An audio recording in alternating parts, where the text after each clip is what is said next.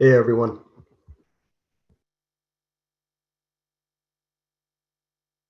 There we are, unmuted. Hi, Mike. How you doing? Okay. Good, John. How about yourself? So far, so good, but the day still isn't over yet, Mike. Hasn't it been one of those weeks? I was just saying that. Yeah.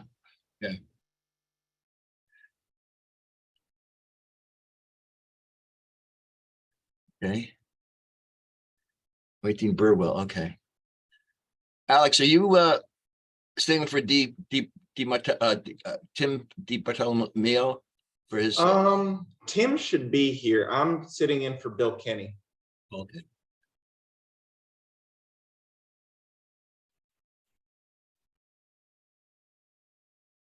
Looks like we're down to the faithful here, Mike. Yeah. Oh.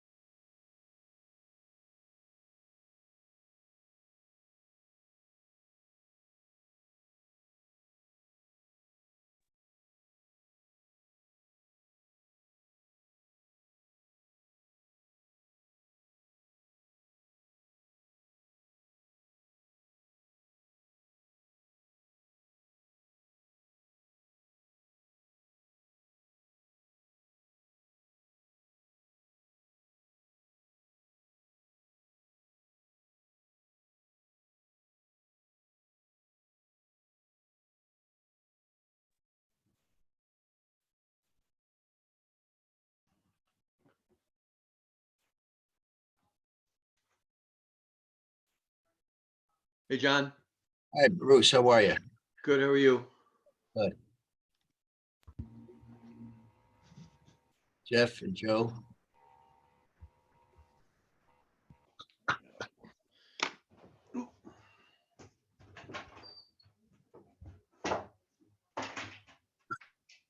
Hello? Hello, Alan. Hello? Oh, Alan, we can hear you. There you are. This is Mike Burgoyne. Oh, Mike. Oh, I'm sorry. No, I thought it sounded No, like no problem. No, it's better to sound like a familiar voice than an unfamiliar voice. Alan for a minute there. There it is. Gotcha. No, Michael Burgoyne from King Industries. Yes. Thank you. No, no problem. Thank you for inviting me.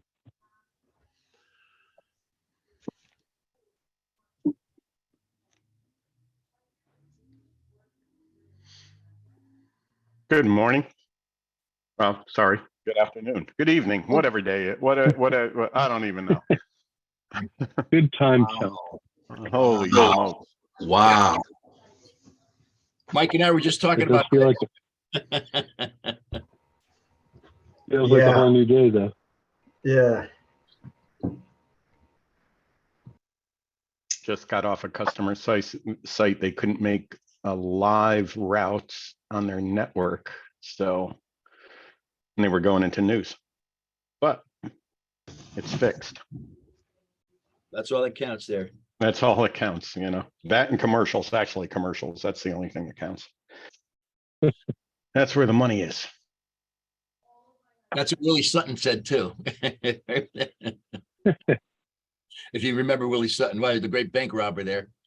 That's where the money is. That's it. That's all you rob them.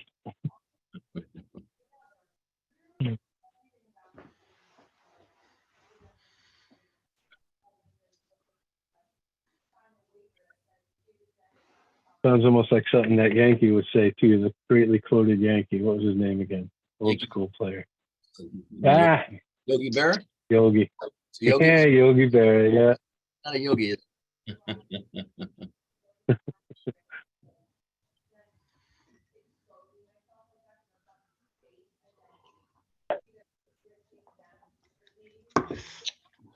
Okay.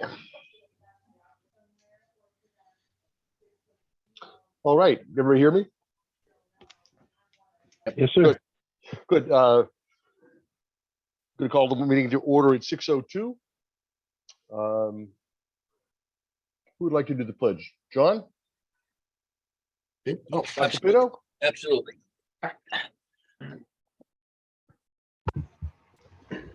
Right, we have our flag, and I pledge allegiance to the To flag the flag of the United United States, States of America, to the republic, Republic, For which it stands, stands one one nation, nation, under under God, God, indivisible, indivisible, with liberty liberty and justice for all.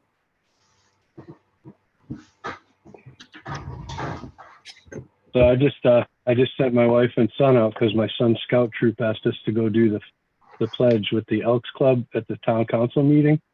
So that's where my wife and son are right now for the 6 o'clock town council kickoff. That was awesome, guys. Nice. I will read the roll tonight. Harbor Commissioners, Matt Gifford. Answer President if you're here. Matt is not with us. He's Uh, here. Matt is? Where? Oh, Mike Matthews, he's here. Matt Gifford. Oh, Gifford. No, Yep. sorry. Laurie Jones, Here, present. Alan Kibbe, present. Jeff Mangles, Present. Chris McDonald, Present. Mike Matthews. Mike, you can say present. You're muted, Mike. It's not coming through, Mike. I see that he's here. Yeah, he's here. Um, Dr. Pinto John Pinto here, present. and our staff, Amelia Williams, Present. Jeff Stedman, Present. Stephen Bartish from Shellfish. Not here. And Joe Schneerling from the Mears Water Quality Committee. Here. Thank you, Joe. We have a quorum of 5 commissioners present, so we can have a meeting. Amelia, is anybody here for public comment? We have 2 attendees, so if either of you would like to raise your hand, that feature is available on the bottom of your screen. You just click that, I can give you permission to speak. And no hands raised, so I don't believe we have any public comment tonight. Thanks, Amelia. Approval of the minutes. You've been sent minutes. We've been making an effort to reduce the density of our minutes. All that they really intended to do is keep a record of decisions and actions that are taken by the commission. And so I edited kind of heavily, and some others did as well. Is there a motion? The motion to approve the minutes is amended. Is there a second? Second. Second. All in favor? Aye. Aye. Is there any discussion? And Alan, we have 2 sets of minutes to approve tonight, I That's- believe. That's right. I'm sorry. So I'm believing that we just approved the Harbor Commission. Harbor Right. Commission, that's correct. Harbor Commission. Right, and then separately, we should approve Approve the the- joint shellfish. I don't know if there's enough shellfish. If we need a majority of the shellfish commissioners to do that. Not having Shellfish here, I think we can table that. Or we should table that. So we've accepted the minutes from the special meeting of the Harbor Commission from last week. Application Review Committee, Dr. Pinto.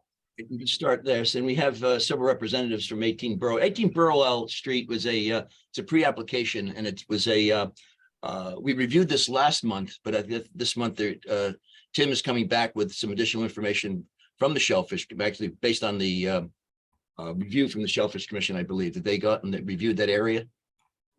Yes, so Tim DeBartolomeo, Sound Engineering Associates. I'm here with Alex Wojciech from William Kenny Associates. We had an on-site meeting with members both of the Shellfish Commission and Harbor Management Commission to look at the location of the proposed dock and to discuss the proposed Phragmite eradication methodology. Tim. in the area to which it was going to be done. Tim, Alan, do you want, for the record, do you want me to read we had this from last month, the proposal itself. Do you want me to state for the record the proposal, or should we just go ahead with?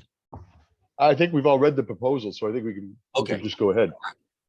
I just wanted to go, okay, thank you. All right, but my understanding as things were left with both commissions was that they wanted an opportunity to look at the site and understand the project a little bit better, and then to also have what came out of the site meeting was a request to provide a methodology for the Phragmites eradication. Okay, so William Kenny Associates Office is the consultant to perform this work, and they've developed this particular methodology here. And I'm going to hand it over to Alex to present that is, because it is a bit site specific here, and I'll leave it to Alex. Go ahead. Hello all, Alex Vykoviak from William Kenny Associates. Do you mind if I share my screen? Is that all right? I believe Amelia will have that. Yes, Amelia? Yep, you should have permission to do so, Alex. Perfect. All right, let me just get this up.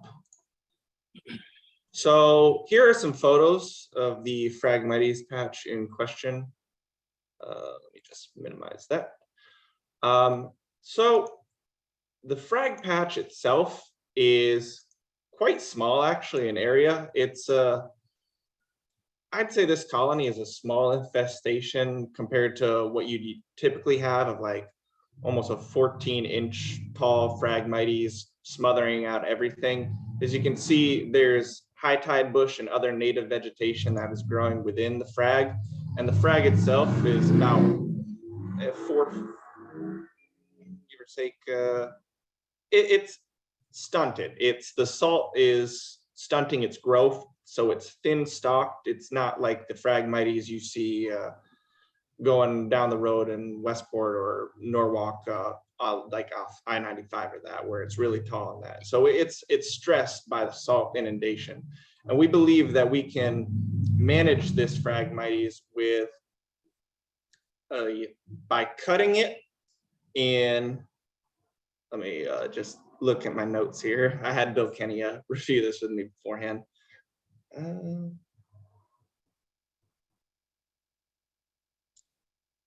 You cut the stems low in, okay. Early in the spring, I believe. And then by late summer, the stems, they'll start to be putting on growth again. They'll be stressed because you pretty much took away all their foliar cover.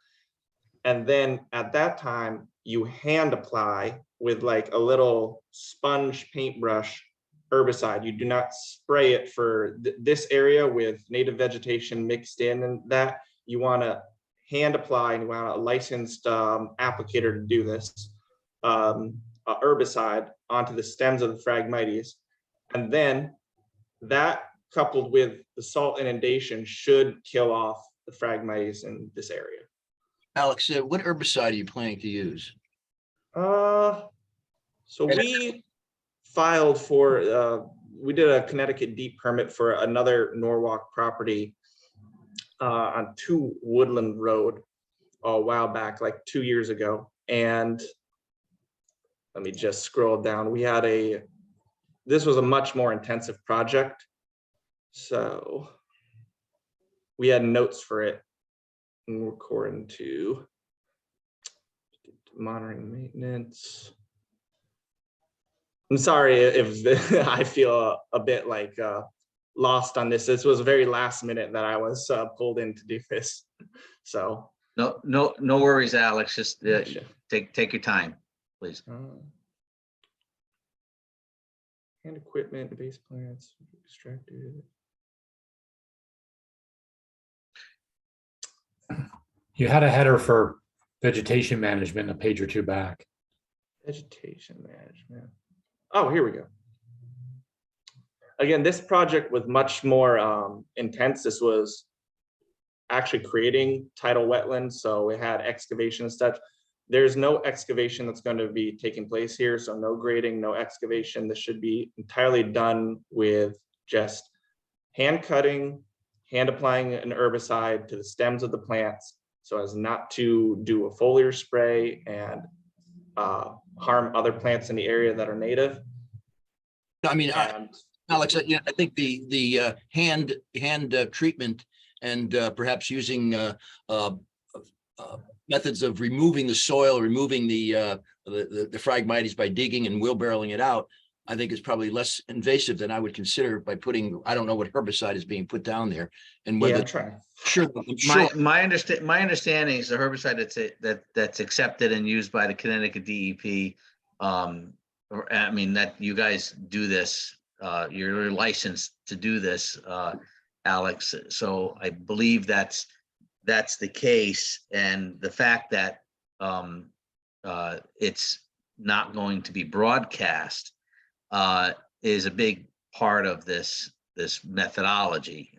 Exactly. Okay, so what we want to do here is just demonstrate that the utmost care will be taken in this removal to maintain the integrity of those native species and to really not disturb the land. The discussion on site was that we would prefer not to do any excavation due to the existing seawall that's nearby. We didn't want to take any chance of undermining that. So what we would like to do is just avoid excavation if we can, do this hand application. My understanding is that because this is a less dense and stressed colony to begin with, this should go away quite rapidly. One thing that I did offer on site during the meeting was, after monitoring it, if that doesn't seem to do the trick, we can then entertain maybe a few trenches to bring in some salt water. So Yeah. that would be the preference here. No, I understand that, Tim. Just for the record, I'm very concerned about, preserving the integrity of the water quality, and certainly in that area.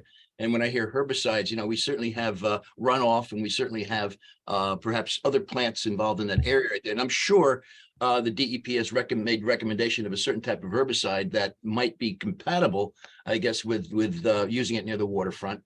But I would certainly, at least for my own curiosity, the record, to indicate what is being put there, in that area. As I said, because we do have certainly water quality issues, with regard to other things that we've put in our environment. Mr. Steerline will certainly attest to the PFAS episodes right now, but I know this is not related to this in any way, shape, or form. But I'm certainly concerned about the type of herbicide that is being used, certainly in and around that area. So at least we're aware of what is in that location and the persistence of it. I don't know. That's the other thing too. But anyway, that's from my perspective. I understand. John, if I can speak, I think I found, again, I can't find a specific herbicide used. We call it systemic aquatic herbicides, but I do know that herbicide have to be, especially when water is concerned, the applicator has to do it with the DEP. He has to get a permit from the DEP to apply it. If it's in a water area, water zone. Ideally, I think with this though, the applicator would be trying to apply this at low tide. So I don't know if that answers some of your questions. No, I can certainly appreciate the importance of applying it at low tide. You don't want to apply it at high tide. Yeah, of course. but I know you want to come in direct contact with the plant. Yes. But again, I see aquatic herbicide and surfactants are required for long. So, all right. Like I said, I'm sure there are individuals that are a little bit more knowledgeable in this area than I am, certainly. But as I said, when I hear herbicides or something being concentrated in the area, because you're going to have to kill rhizomes as well. Is that correct? You got to kill not only the but you gotta get down to the root area as well.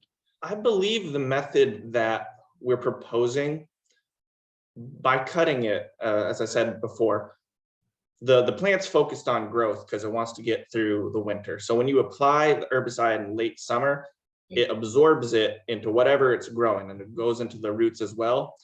And so that mixed with the salt, like continuous tidal inundation, should kill off the rhizomes of the Phragmites. I understand the process, but I was Yeah. just indicating the type of herbicide that would be used, just, Yeah. that, I don't know if there's any problem later on that we know exactly what is in that area. John, Hey, John, this is Robert Stowers. Can you hear me? I'm sorry? Can Oh, you hear yeah. me? This is Robert Stowers. Hey, we have a pesticide and herbicide ban or restrictions. And we have a interdepartment pest management team that reviews any exceptions to that. I know they probably have to get a permit for the coastal stuff as well, but we also have to review anyone that's using herbicides or pesticides. So you might want to, whenever you find out what you're using, or to get an exception, you have to come through the interdepartment teams. So we review those, and we make exceptions where we can. And they're short, very short periods of time with a lot of control, a lot of signage, when we do grant an exception. So, you need, whatever else you need to do, you need to come through that committee as well. May I suggest that the commission provide a condition to the submission form that the application be be consistent with appropriate herbicide accepted by the city. Jeff, I know you wanted to say something. Go ahead. I may have jumped ahead of Joe Shearline. Joe, do you want to speak first? yeah, I appreciate it, Jeff. Having done this with a large salt marsh in Westport, the DEEP has very specific herbicides that they want to be used anywhere you have wildlife possible harming. And here, this is a small area, but it's right on the edge of a salt marsh that does have mussels in it. It has crabs in it. It has shellfish, other shellfish in it. And you have a conflict here because at number 1 under vegetation management, you're going to cut and dab. Down below at number 4, you're leaving the window open for a draft mounted skid sprayer.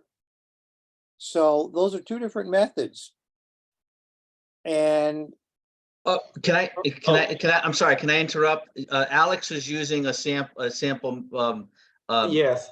from This is- another project. He's not. This is for a project, 2 Woodland Road in Norwalk. This was one that we got a permit from the DEP. It is a much more complicated project than this was.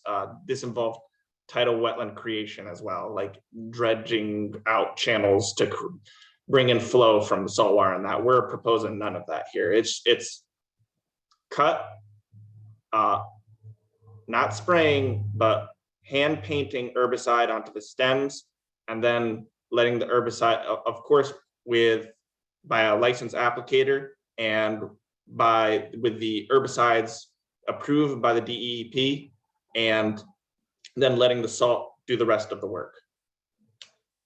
okay, the other question I had here is you stated that these were smaller Phragmites and skinnier Phragmites. Did you ever have it tested to find out if this is the not invasive Phragmites, but the indigenous Phragmites, which tends to be smaller and thinner? So I here, a little off tangent. I went to University of Rhode Island and I actually did a little research into native versus the invasive Phragmites. And what I got away with that is the only way that you can tell if it's native or the invasive type is through genetic testing. I've never seen it, any applicants actually go and genetically test whether it's the native version or the invasive. But the thing is, the invasive version is the most prevalent, and it makes sense that in tidal areas, Phragmites is stressed and therefore it's skinnier and shorter due to the salt inundation. It does prefer, it can grow in saltwater areas. It can also grow in disturbed areas like freshwater areas. Phragmites grows wherever there's water, pretty much. If I may, if the commission would consider considering this consistent on the condition that no herbicide be used in the eradication. We do not want to excavate, but I believe we can cut this a number of times and it will eventually diminish to a point where we don't have to worry about it too much. Tim, there was a similar project to, again, it was Phragmites removal. I think it was in, oh God, this is about 5 or 6 years ago, where they just did that. They excavated. Right. Excavated, and then the following year they excavated again. They came back twice. It took them, you know. Yeah, John, I don't believe excavation is necessary here. I believe it's getting the salt water. I just believe that a number of annual cuts will do the trick on this. Okay, so Jeffrey Stemmen. Tim and Alex, you know what, when we're discussing this, there are policy implications for other locations in Norwalk too. But have you consulted at all with the DEP's unit that does such projects? What is it called? The Wetland Habitat and Mosquito Management Program. And we've talked with them in the past, and the experience that we've had is that the cutting and the herbicide in the long term typically isn't successful. So that the only real way to deal with these issues is either to increase the tidal flow that goes into these areas, or to excavate to lower the elevation. But I just wondered if you've talked with that. I think there's a funny acronym called the WHAM program, Wetland Habitat and Mosquito Management, something like that.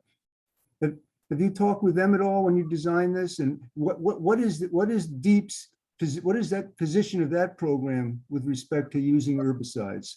We have not opened the dialogue with them on this matter as of yet. But I would say that we would be amenable to doing this without herbicide. Okay, I don't believe that excavation is necessary here. I believe we're getting with the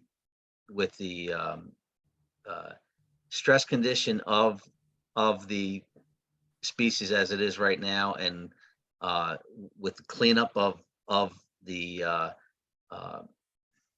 down stems, we will be getting more salt water in there, and it will diminish to a more manageable or go away altogether. If in fact after a couple of seasons that's not the case, we would go ahead by, outside of this permit application, we can be doing this. This is not this process or this particular activity can be done without applying for a specific permit from the DEP. We just have to follow the proper protocols. So we can separate this dock application from this Phragmites eradication, and that's really something that I think we ought to consider. And what I would say here is, if it's acceptable to the commission to put a condition on the application that that eradication may occur without herbicide, period, and we will come up with a plan to do so. John, this is a what caused it- pre-application. oh, sorry. Yes, correctly? right. This is a pre-application, Alan. So we'll get another look-see at the application. So we could probably go ahead as perhaps moving forward with it with no objection of the project moving forward with the idea that we'll have a look-see at the application when it's in its formal process. Could we have a motion to that effect?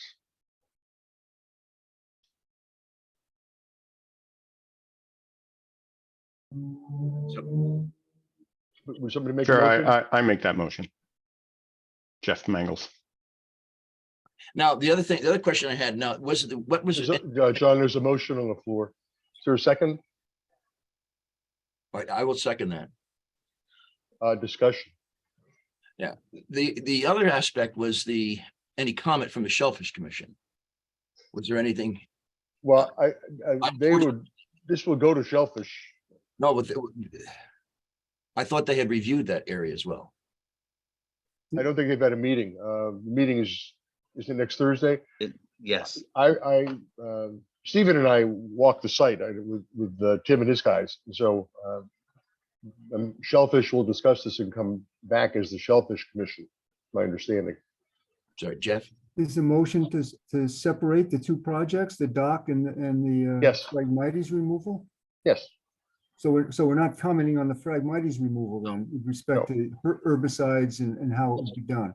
That's correct. So it's just to move forward with the dock. Only on the dock application moving forward to a permit application. That's correct. Tim, is that your desire? That's fine. I hadn't necessarily intended that. I was suggesting that there be a condition but if separating it makes it easier for you folks, that's fine by me. We'll take it right off of the right off of the plan. As I said, as long as that application then regarding the removal of the Phragmites is reviewed by the commission later on. At some point, correct. Yeah. So they're all in favor of those? So what we're voting on is separating the Phragmite removal from the dock installation. So moving forward with the pre-application. Right. So all in favor of that? Aye. Any abstentions? Opposed? Opposed? Opposed? No? Yes? Okay. All right. No. Thank you. Now we should talk about the dock part. Are we satisfied with that at this point? I not hearing anything? Again, we reviewed that last meeting, if I recall. Yes. Okay. So is there a motion to move forward with the dock part of this program? This permit application? Well, all right. Well, I'll make a motion that we move forward, let the applicant move forward with the application with the idea that we will review the application when it's in its final form or when it's set for public review. Yes, and the Phragmite part is out of it for a separate process. There's a second? Second. Chris McDonald seconds. Any discussion?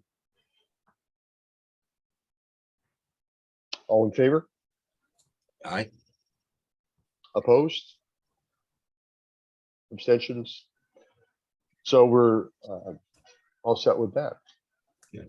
I have one just question of process here. Is there Shellfish Commission members is there any discussion on this matter for them or are we complete here?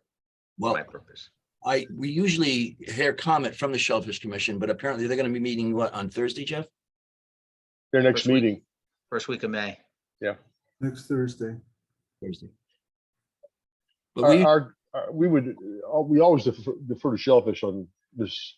Yeah, as well.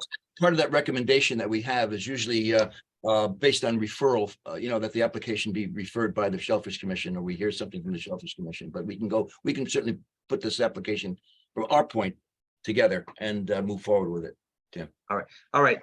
Thank you very much. Thank you, Tim. Okay. Have a good night. Thank you very much.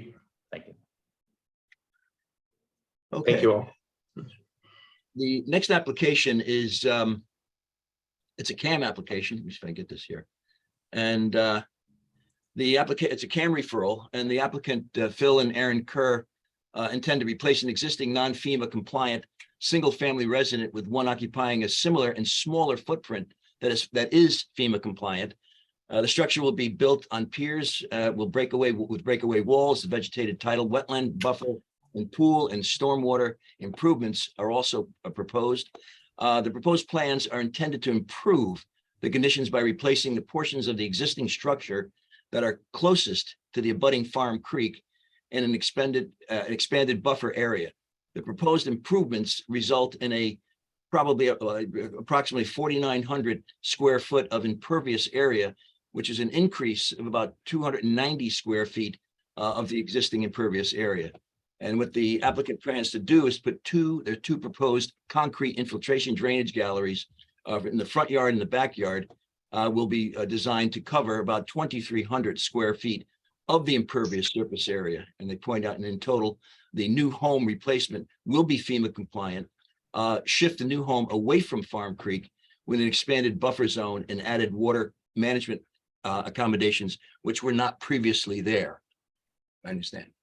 So Adam, did I make that statement correct, or did you want to add to that, or?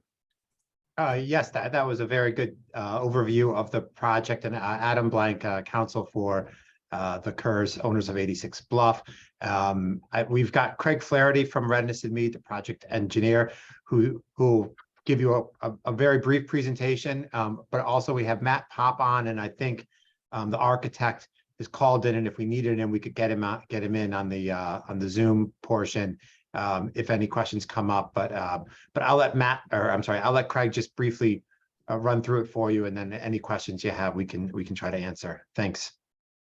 Good evening, folks. My name is Craig Flaherty. I'm a senior engineer and principal with Redness and Mead. We have been providing land surveying and site civil engineering services to our clients, Philip and Aaron Kerr, owners of 86 Bluff Ave. I'll share the screen with you to orient you to the site. This is just an aerial from the Norwalk GIS system. I've highlighted the site here where the hand is in yellow.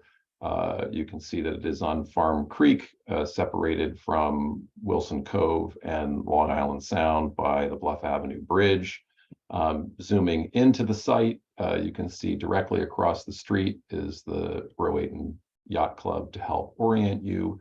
And you can see the existing site conditions with the house that was built initially in 1930 and rests, with its structure and deck almost directly on top of the seawall and revetment that defines the edge of Farm Creek in this area. So our proposal, well, actually, let me give you this too. This is just a simple green and gray graphic that differentiates on the existing site where we have hardscape, whether it's driveway or walk or patio or deck or building, and where we have landscape in green. It didn't come through. Oh, that one didn't come through. Hold on, I gotta share the different app. Doing that now.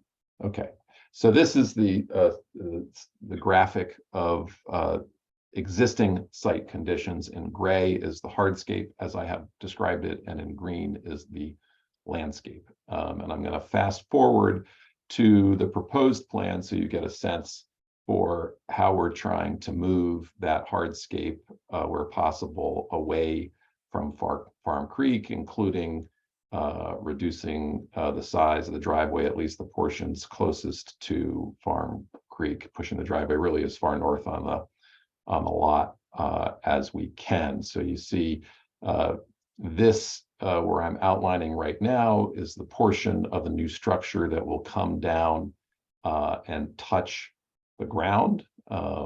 As related right now, all of this is touching the ground. This portion of the structure is actually elevated at the second level and above and is open underneath. As a part of the analysis, we've provided a drainage summary narrative. We've provided a coastal area management assessment, and Race Coastal Engineering has provided a flood zone compliant review. This is, of course, very helpful for flood zone compliance because there's less obstruction at grade. As Adam described, Matt Pop of Environmental Land Solutions has prepared the landscape plan for the site to put native vegetation in those areas that we're opening up between the creek and the house. The two infiltration systems that we're adding, we're collecting all of the roof and a lot of the back terrace and patio area. And we have an infiltration system indicated in the front yard, an infiltration system indicated in the rear yard as well. We did soil testing on site to confirm the conditions of soils on site were conducive to accepting the infiltration of stormwater from those devices. At the end of the day, we found that we're going to be able to significantly improve water quality by virtue of those systems and the areas that we're collecting. Of course, we've got to build it too. So we've provided a detailed sediment erosion control plan that's a part of the civil set with adequate sediment barriers between the areas of construction and Farm Creek. Ultimately, at the end of the day, the house is going to look something like this. So this box section is effectively over the original Cape section of the house. There are additions to the house on the south side here that are being removed, and this is that open area at the first level with some enclosed space above. Minefield Architecture, the architects of record for the project. That's your broad overview, and we're happy to answer any specific questions you may have. Any commissioners have any questions? It's a CAM application. And mostly we're obviously concerned about is the water runoff, stormwater runoff, which apparently is new as far as the this particular location is concerned. As I pointed out, as the applicant pointed out, that there was no filtration unit previously and everything just ran into Farm Creek, I'd imagine. Now there'll be a buffer zone as well as a collection system. Is that correct? That is correct.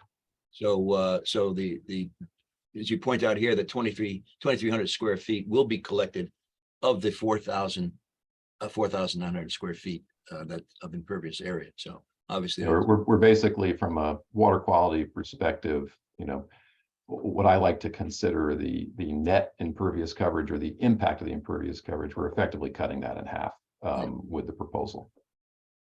Well, it certainly goes along with the Harbor Commission's recommendations as far as maintaining water quality and limiting the amount of stormwater runoff into the harbor. Anybody have any questions and comments? Jeff. Yeah. Jeff? Would the motion be something, find it consistent with the harbor management plan?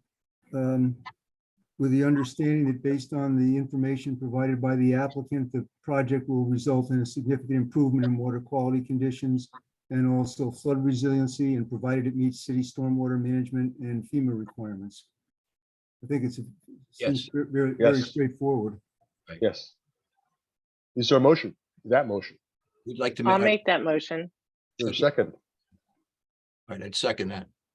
Discussion? Anyone have any discussion items?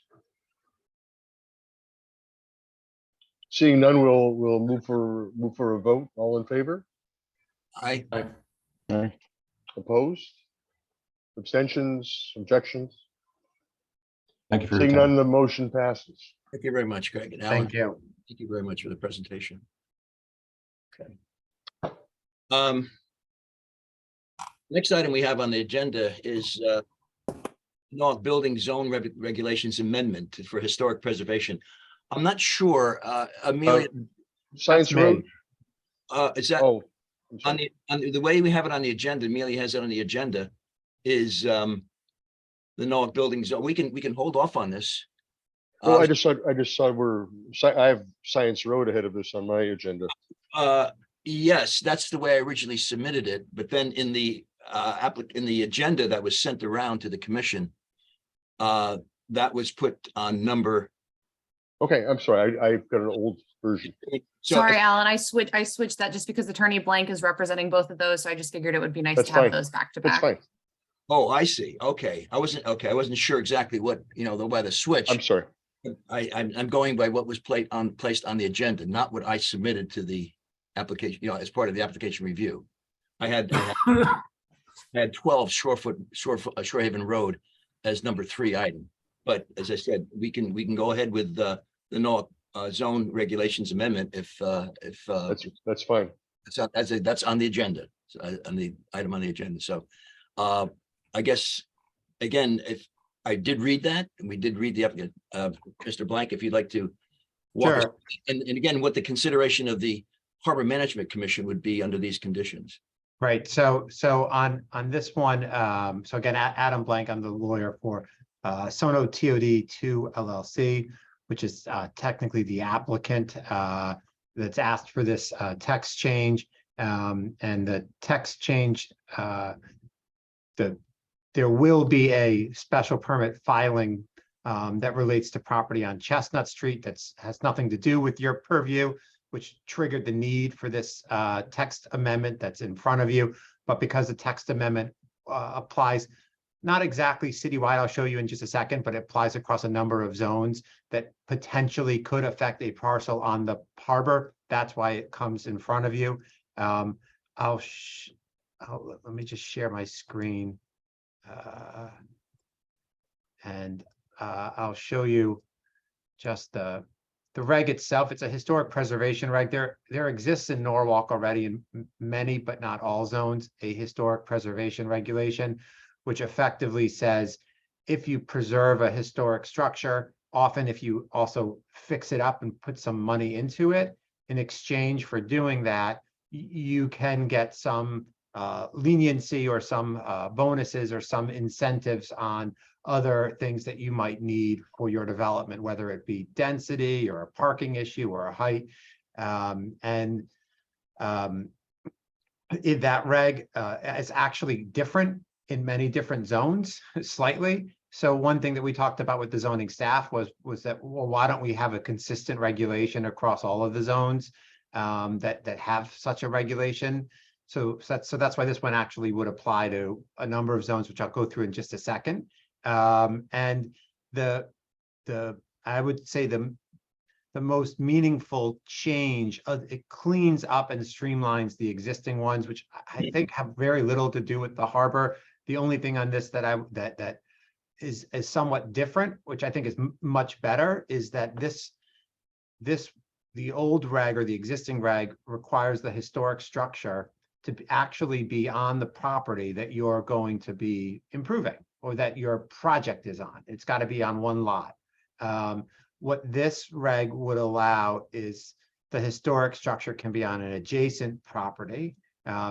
It's going to have, the owner's got to consent. It's going to get tied in on the land records. Everybody's bound by it. But as a result, if you had, for example, if you had a church, a historic church that you wanted to preserve on the lot next to you, and you wanted to build, say, townhouses on your lot, you could do that and get some benefits by pumping money into the church and really helping the church save itself. But you don't have to put townhouse units attached to the church or on the church's lot. So it creates a lot more flexibility for preserving historic structures. And to be honest, my hope is that this reg will be changed further down the road so that those historic structures don't even have to be adjacent to the development. So if you've got a landmark theater, for example, that you want to preserve in New York City, essentially all of the Broadway theaters have done this.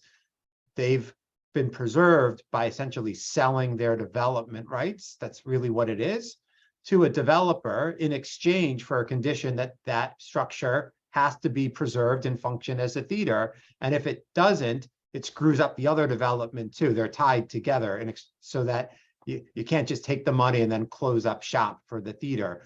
But so in any event, the purpose of the reg is to, one, allow for much better historic preservation on a broader scale in Norwalk, and with those development rights to then go to a developer to build whatever it is that they want to build. the reg at issue would apply, I'll run through the zones, but it would apply in the D residence, Central Business District, Conservation Developments, East Avenue Village, East Norwalk Village TOD, Washington Street Design District, Central Business District, Sono Station Design District, Rowayton Avenue Village District, Research and Development Zone, and the Industrial number 2 zone. And in my review, that covers a little bit of the harbor over here that falls in that area. This little D lot right here. This little section in here. A little touch where the I-2 is over here. And I don't think 5 miles under your jurisdiction. I always forget, but it's the road in this section here theoretically covers the water. Now, I don't know that there's a single historic structure in those areas. There may be, I don't know, but that it's a very limited area that it could potentially impact, and within that area, it would only be if there's a historic structure there. So that's the gist of what the reg is. It's been referred to you, and I'm happy to answer questions on it if you have any. Yeah, well, any of the commissions have any comment, or because I guess the main concern that the commission is I'd say the main consideration for the commission is basically management of stormwater runoff and protecting of water quality in the harbor. If any building goes in and around the harbor area, of course, that's not considering structures on the water itself or off the shoreline. But certainly we do support proper management and reduction of stormwater runoff into the Norwalk Harbor, which if it does have an impact as far as the building of that or remodeling of that new facility, then that would certainly come before us, I'm sure. But right. So any specific application along the water is going to come back to you anyway. But I don't know how to comment on this. Anyone have any? Yeah, Attorney Blank, what do you wish from us? What's to be, and now I will tell you that your staff and they've actually asked Corporation Counsel to try to get a formal opinion. We're not really, I'm not sure I think it can be a discretionary referral to you. I'm not even sure that zoning refers it to you, because I'm not sure that you need to make a statement about whether or not it's consistent with the harbor management plan, because it's not really an application that affects property, because there's no application in front of you for the property on the harbor. No, but you're making a general statement that will eventually affect properties that will be contiguous to the harbor. Right. And so I'm looking for, I guess, there's three options that I think you have. One I don't like, which is for you to say that that you find that it's inconsistent with the harbor management plan. I think a second option is that you find that it's consistent with the harbor management plan. And the third is that you either make some other comment or no comment on it, which you can do. Jeff? I think if it's a change to a plan or a regulation affecting property that could affect the harbor, then it is required to be referred to the commission. It's not just applications for development, but changes to municipal plans and regulations. But one of the, I think the latter, or the last option that you mentioned, Mr. Blank, for the commission, I don't know that there's anything we can say that would find this consistent with the plan, but I think, one option is to say we have no objection to it, with the understanding that future development projects that would be affected would be reviewed by the commission. And forgive me for not, if I didn't listen to everything, but can this amendment be used to increase development density on the properties that are affected? Yes. It can. So conceivably, you could use this to increase development density in the coastal floodplain. You know what I'm getting at? Yes, you could use it. You could. Again, that comes back to you for a finding of consistency anyway. And so if on that you say that it's inconsistent, it still goes to the planning and zoning with the 2/3 majority vote needed. Again, yeah, as I understand that the remodeling or the concession would be that there's a give and take with regard to remodeling in the area that some other proposal, let's say a building goes into an area that's close to the water, that you're going to put a green roof on or something like that, that's going to be take care of water management in the area. So there's a trade-off that, as I imagine that the There's another issue too, John, and that not just the stormwater, Yeah. but also the Density. issue of resiliency and increased development in the coastal floodplain. Floodplain, that's correct, yeah. What is the time period that, when is this meant to go, or intended to go to a public hearing or adoption? I honestly, I don't know. It's not really my call.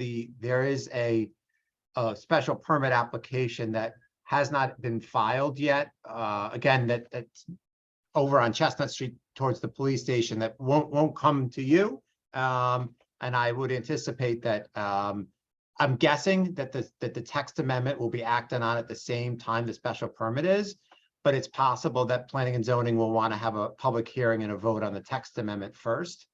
If it's together, it's a number of months out. If they're done separately, the planning and zoning could hold a vote in a couple weeks. Yeah, because it's item 3 that I think that would fit into the category what the commission would be dealing with, as you had mentioned, that and it sort of review it on a case-by-case basis. But then again, I'm certainly concerned with a sort of a blanket statement that we made for Chestnut Street that would be applied to everything that's in and around the harbor later on. Yeah, I mean, I honestly, I think you just saying that whether you take no position on or you say it could be a positive or it could be a negative. I mean, I think it wouldn't be great to say that it was inconsistent with the harbor management plan, because that's. But every future application is going to come to you, and you can say on that particular application it's inconsistent, and you got what you needed on, on the individual applications. Well, does any of the commissioners have any thought on this?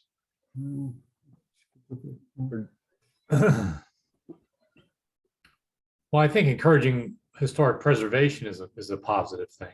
Yes, there's no question about it. But as I said, it's the other ramifications that go along with that, as far as the other concessions that the builder would do in order to meet the needs of that historic preservation.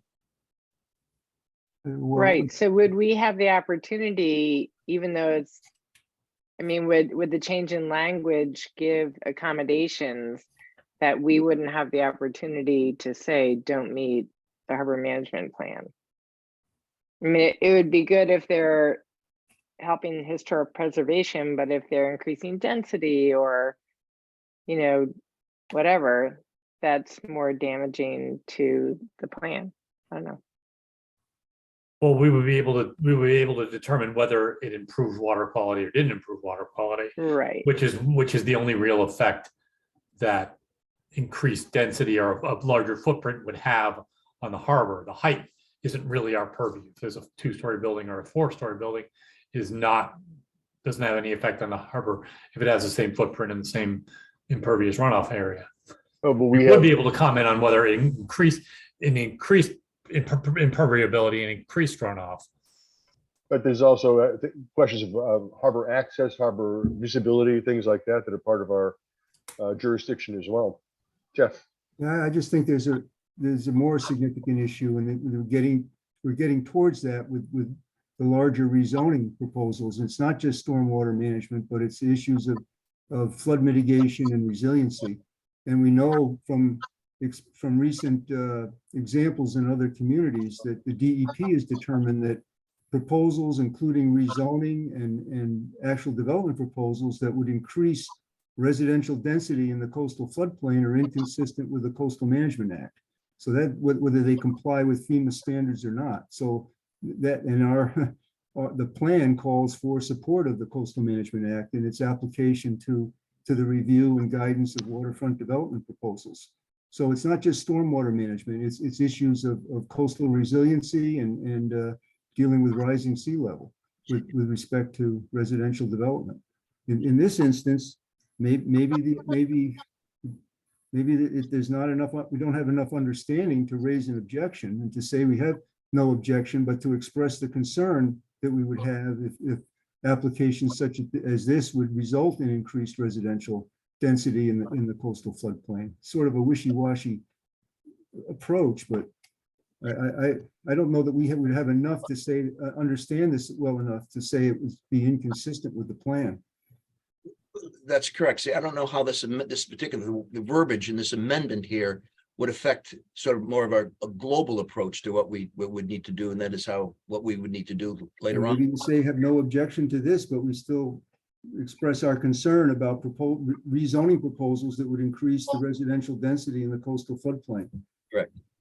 This, I will say, I've been prodding the planning and zoning staff, and I don't know that I will ultimately be successful, but I actually, like I mentioned, that on this reg, the end goal is to get it approved, but then to down the road, allow these historical properties to be offsite and not be adjacent.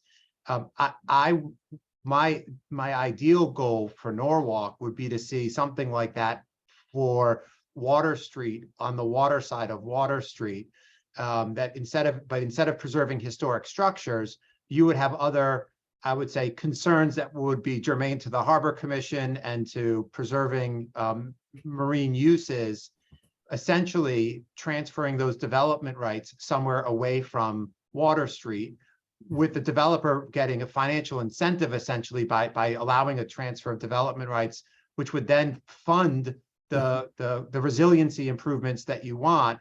Because I think all of the other solutions I've seen either don't give enough to a developer to incentivize them to put improvements in on Water Street, or you're going to have, it's going to be wall-to-wall apartments, but with no view quarters, with no good marine uses. It's problematic. That's basically it, because I'm a little hesitant in making a blanket statement based on an amendment specifically for Chestnut Street to be applicable to other areas of the city. Well, truthfully, this historic preservation reg already exists in all of those zones. So you already have this, and it already has the bonuses. It already has the incentives. We're just talking about making the verbiage consistent throughout all of the zones, and admittedly changing it so that the historic structure, it has to be now adjacent to your development parcel. It doesn't have to be on the same lot. So you're really not creating a new framework. It exists in those zones already.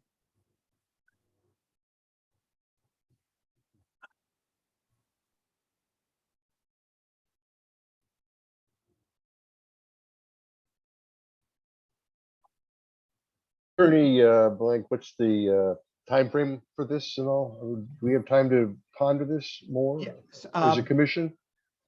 I guess the truthful answer is I don't know. I expect that you do, because I would assume that planning and zoning is going to schedule this for a public hearing when the special permit application is scheduled for a public hearing, which has not even been filed, and there's an architectural review and a peer traffic review. So that is down the road. But it's if planning and zoning schedules it sooner for a public hearing, they do. But I haven't heard that that's going to happen. Okay. All right. Shall we table this for now? I think we need kind of a little more information and thought on this. It's a lot to kind of swallow all at once for me, but. Yeah. Well then, okay, well, then we'll table this for now. Jeff?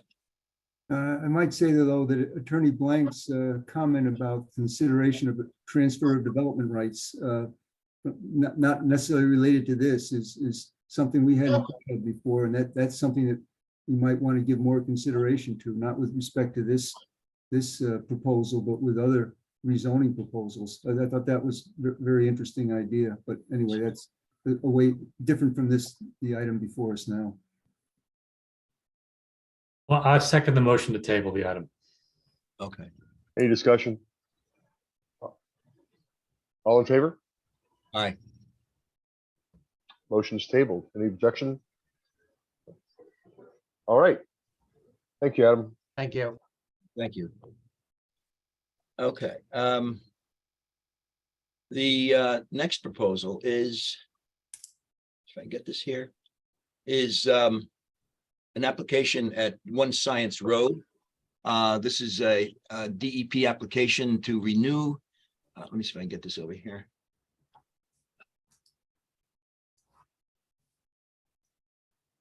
To renew a permit for an existing, let me see, wait, let me here, I got this opened up here a little bit more here. It's a DEP application to renew the permit for an existing discharge of steam condensate, non-contact cooling water down, blow down, fire system testing wastewater and stormwater to Norwalk River from King Industries, the King Industry facility. This is an application that it's a renewal application, which we have seen from King Industry over the years. We reviewed one 2014. I think we reviewed one in 2018 permit review, and those permits we had no comment about it. We found it consistent with the harbor management plan, but I thought we would hear review from Mr. Burgoyne with regard to this application at Science Road as it stands right now. I know the amount of discharge water last time was less than 100,000 gallons, I think, something like that. And you have a permit that goes up to 160,000 gallons.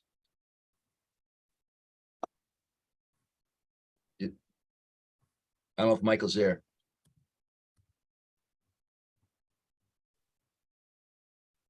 He is on the Zoom call, but Michael, if you can hear, it looks like you're just muted.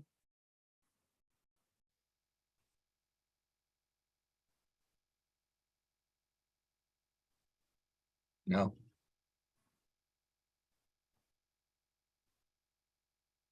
Why don't we move on to the next item and come back? He's unmuted Did now. you hear me? Now we hear you. Now Now we we hear you. hear you. Yes. Okay, excellent. Thank you very much. Sorry about that. Thank you very much for inviting me. It's very nice to be here. Thank you, Amelia, for reaching out. And my name is Michael Burgoyne. I took over as environmental manager for King Industries about 1.5 years ago. So nice to meet y'all. I don't know if Dennis Rayburn, my former boss, attended these, but I just wanted to bring you all up to speed. As I said, I've been there at King for manager for 1.5 years, but I've been with the company for almost 16 years. And they actually recruited me out of a New England Bioassay, aquatic toxicity testing laboratory up in Manchester. And just out of undergrad, I was able to do a project for you guys. Actually, I was in the Norwalk Harbor at low tide collecting samples of macroalgae to determine the cause of the horseshoe crab die-offs, and we pinned it down to explosion of the Ulva lactica macroalgae. So that was with the high phosphorus levels in the water pollution control facility.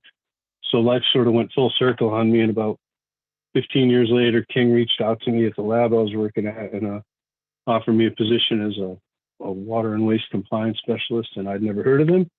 I told them they were crazy. They didn't want a tree hugging green at a chemical plant because they were going to hate me and fire me really quickly, and they convinced me otherwise, and I've been there 16 years now, and I'm really proud to be a member of the team there. I'm working on a volunteer remediation project we've been around since 1932, and the King family, it's really become clear that they take their position in the community very seriously. So, thank you very much for giving me a moment to introduce What can you myself. tell us about what do we need to know about the permit renewal, Michael? What is? Permit renewals, same good news for you guys, old business. It's very similar to this historical renewals. The only two things that I had asked for over time, what I've been finding is to manage the after rain event. We don't have wet weather limits for pH and the like, but the day after a rain event, we have pH, our limits for dry weather are 6 to 9 pH units. And I requested that they just shift them a half of pH unit to 5.5 to 6 to 8.5. So keep it still a range of 3 pH units, but just shift it 5.5 to 8.5, because frankly, we don't have acid or base intrusion to the basin until it rains from all the coal-fired plants out west. And the stormwater typically is about 5.5 to 5.8 when I do my my sampling. So other than that, it's business as usual, no changes to the permit. I have done a few upgrades to the area, but it's sort of a pre-treatment. I've added stormwater filter down to all our downspouts, little filter units to remove any potential organics. And we had some zinc issues from our lab roof that it looks like it's from the tire wears from the highway above. So I put a metal filter zinc removal unit, and it's quite effective. What's the total? So other than that, it's, total gallons that you have? pardon me? What's the total gallons that you're going to be pumping into the harbor? Typically, we run on a dry weather day. We're between 8,000 and 12,000 gallons per day, and then our average monthly limit is 25,000 gallons per day, and the max daily for dry weather is 47,000 gallons. So we're well under our daily limit. Well, like I said, and does anyone have any further, Jeff? Could we just reiterate the comments we made back in 2018 with the renewal proposal? I think, let's see. And I have that, and it was Okay. that the proposed activity is consistent with the harbor management plan, provided all wastewater is treated by the applicant to meet the applicable effluent limitations, and periodic monitoring by the applicant is required to demonstrate that the discharge will not cause adverse impacts on environmental quality, including water quality in the harbor. And then we just talked about the comments were with regard to the general policies of protecting water quality in Norwalk Harbor. Yeah, the matter of fact, I've had, I had the same when I found the application, what we had submitted in 2018. Yeah. Okay, that was the one that we So 2008. reiterate those same comments might those be same comments. something to think about. Is there a motion to reiterate the 2018 comments? I'd like to make that motion. And Alan, Second, Second. Chris? Any discussion? Will we go to vote? All in favor? aye. Aye. Opposed? So we will respond with our previous response. We'll get those out. Perfect. Thank you, And, Michael. Thank you very much for your time. Thank you, team. the next item is application by Mr. Hiltz. Now, Mr. Hiltz, I don't believe is here. No, it's for 12 Shore Point Road is a pre-application. It's by Eclipse Holdings. Mr. Holtz is the agent for the project, and they propose to remove a portion of it's a 4-foot by 105-foot pier to limit it to a 44-foot by 74. Let me see if I can get, I think I have the application here. Let me see if I can get that here. I already have it up, John, if you just want me to share my screen. Oh, you do? Okay, thank you. Yep. Thanks, No Amelia. problem. Just let me know where you want it. Yeah, well, if you go to, go toward the bottom there, put them way down. This is the PDF file, right? Yeah. Yep.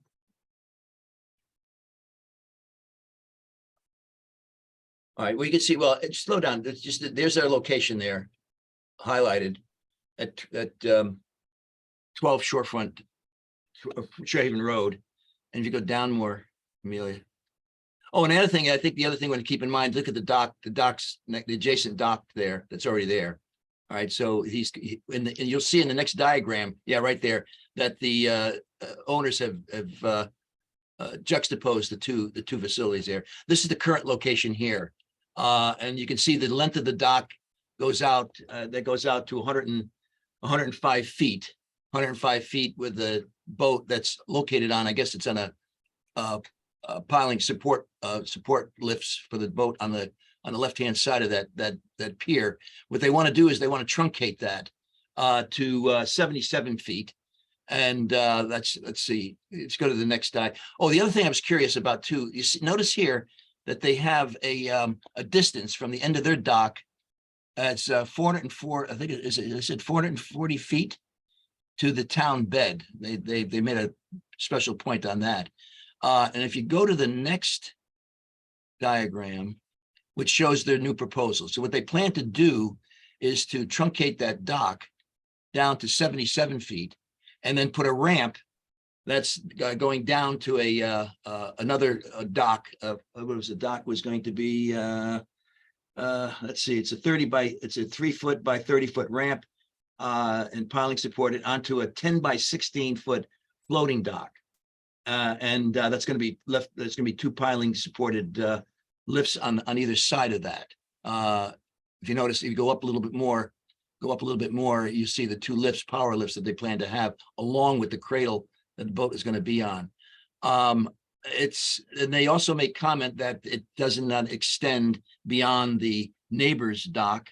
He's got his little line there, line tangent to the waterward face of the adjacent dock. But it looks like, and I'm not sure, now he's got this little square that's down there. I'm not sure if that represents that same bed that he talked about in the previous diagram, and the distance from his dock to that bed. I don't know if he just put it there for reasons I don't know. But other than that, that's this project. They plan to so this is side view, right? So they plan to have float stops, etc. And as well as that power lift. I guess they have 2 power lifts on there. Other than that, that's all I can glean from this particular application. And this is a pre-application, am I correct? This is a pre-application, yeah. I don't know if the Shellfish Commission has had a chance to look at that as well. I don't think so. Mr. Hiltz didn't indicate that to me. I asked him to send them to Mr. Bardish. Whether he's done that or not, I'm not sure. But as far as I can see, I don't see any issues with that moving forward and in its current design, unless the commissioners have any other issues about that. Any comments from any of our esteemed commissioners? Then I think we should just go ahead and say it's consistent with the harbor plan, and we'll review it. Well, no, we just put it. We'll just say that we have no issues of moving forward the plan with the option of reviewing the plan in its final form when it's submitted to the DEP. Yeah, that was our usual comment, Ellen. Yep. Is there a motion? I'll make that motion. Thank you, Chris. Second. I'll second that. Thank you, Jeff. Any discussion? Any comments? We get to the voting part. All in favor? Aye. Opposed? Objections? The motion passes. Okay, the last application that we have here is another amendment. It's a Norwalk Building Zone Regulations Amendment in which I'll read it. The Norwalk Planning and Zoning Commission, let's see, where is it here? Let me see right here.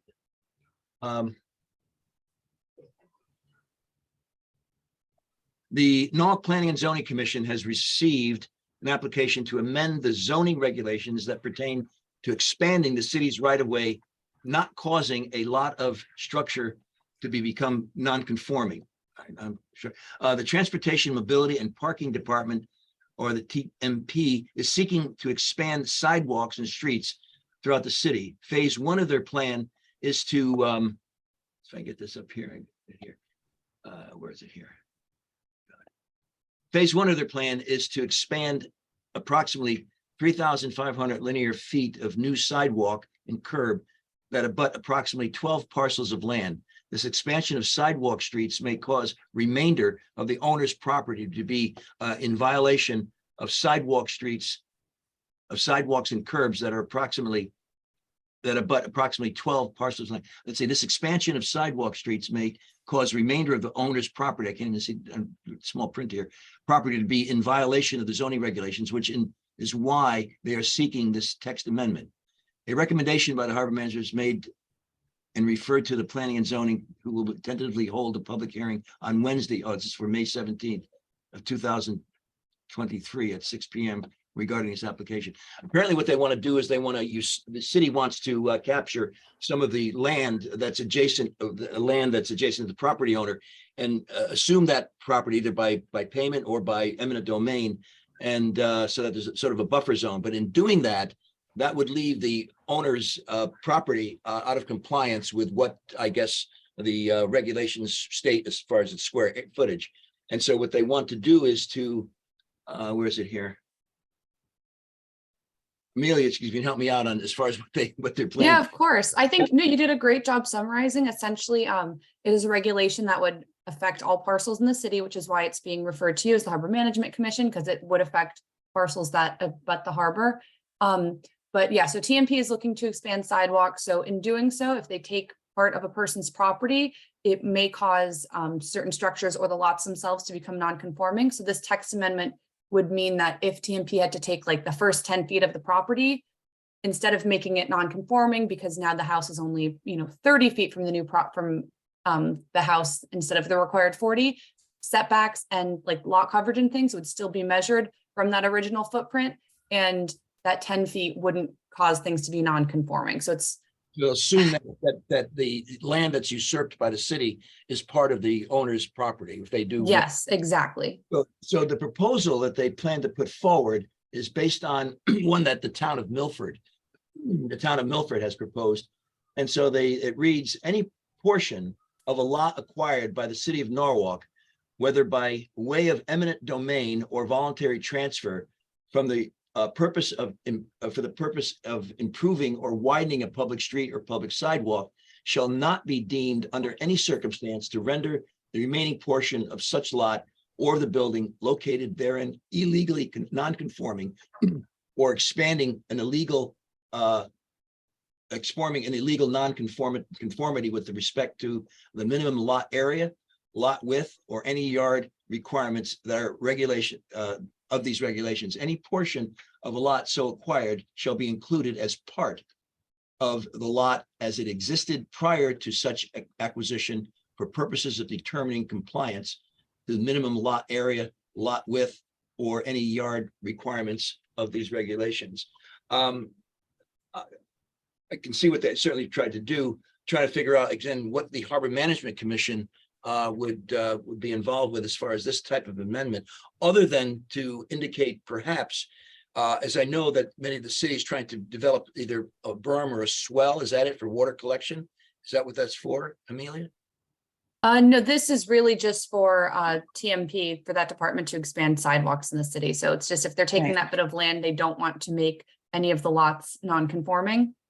So this may, can I help for a second? I think it's Yeah, Jessica please. Bonashek from Economic Community Development. So I think Dr. Pinto, what they're trying to do is say that that if they were to take a certain footage at the front of the lot to expand sidewalks in the city, that lot would not be non-conforming as a result of that, which I think relates to this body. Because if the parcels are beside the harbor or a coastal parcel, then that parcel, if without this text change, that parcel may become non-conforming. So in the work that you're doing with trying to increase, let's say, public access to the water, for example, if we wanted to be able to build sidewalks on some of the streets to be able to allow the public to get to the water, then we would want to be able to take or purchase a certain portion of land to be able to do that on those parcels. But as a result of that, we wouldn't want to reprimand the property owner by then having them be non-conforming. We would want to make sure that if they're conforming today to zoning regulations that are current zoning regulations, that if we were to take 4 feet or 5 feet of their property, that they would still be in good standing with the city, and that by helping benefit us as a city by increasing our sidewalks and allowing access to different amenities, that they would not be reprimanded by therefore being non-conforming, for example. Great. Now, the expansion of the sidewalk would not include, because this is what as I understand, what many cities are trying to do, is that they want to sort of expand the sidewalk area, but from adjacent to the sidewalk, if they would put a berm of some sort of swell there, that would be able to collect water that runs off to the sidewalk prior to, or either that, preventing it from running off the street area, or decrease maybe stormwater runoff from the street area and going down into these little berms. I've seen many cities trying to do that now. That's not included in this type of proposal, right? No, that's not included in this type of proposal. No. And for any sort of flood management or any runoff or anything like that, we would work with DPW from a WPCA standpoint and also sort of a drainage standpoint. So we would need to work with them. The way that this is working is that TMP is tasked with they have the responsibility of putting in incremental sidewalks, new sidewalks, but we work in lockstep with DPW for the drainage side and the road paving from curb to curb and so on and so forth. So we would do that in connection with them. But this does not relate to that. But, you know, with transparency, if the text change happens, then this would be a city, although the phase one is just over 3,000 linear feet and would impact 12 parcels, the text change would be a citywide text change. And so that's where the Harbor Commission comes in, where some of those parcels that are adjacent to the water, you know, if we were to expand sidewalks there, it may impact those properties. But again, if that was the case and we were to go through design and be able to do that, I would think that I would know that we would do that in lockstep with DPW, but I would also assume that we would bring those plans to you to be able to show them to you in advance. Hi, Jeff. Just one thought I have might be a potential concern is the effect of the widening of the sidewalks might have on trees. I mean, we talked about the importance of street trees and there's also private trees that adjoin sidewalks. The importance of protecting water quality.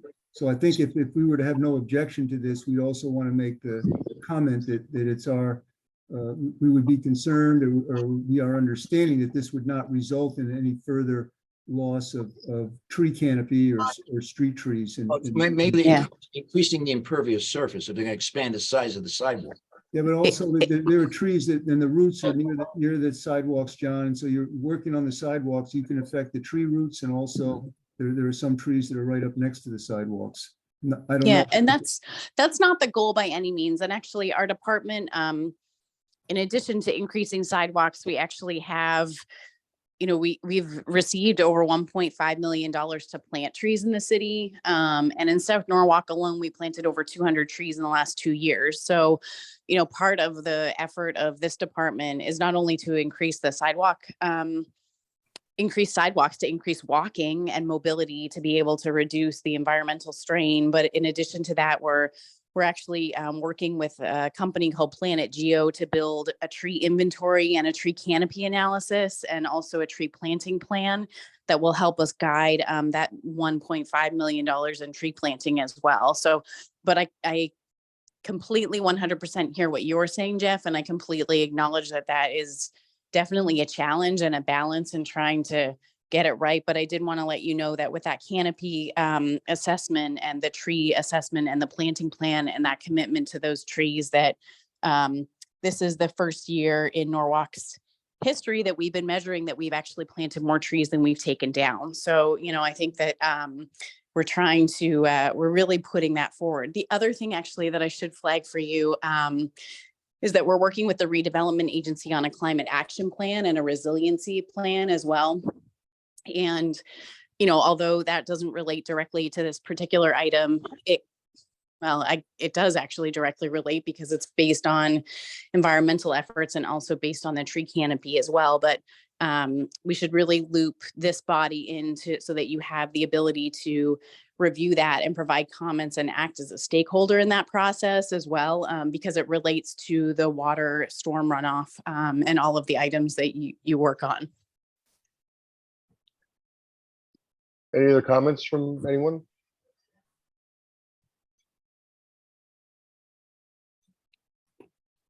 Well, then should we comment then as far as, you know, moving forward then that we have no objection with the current recommendation that they made, or?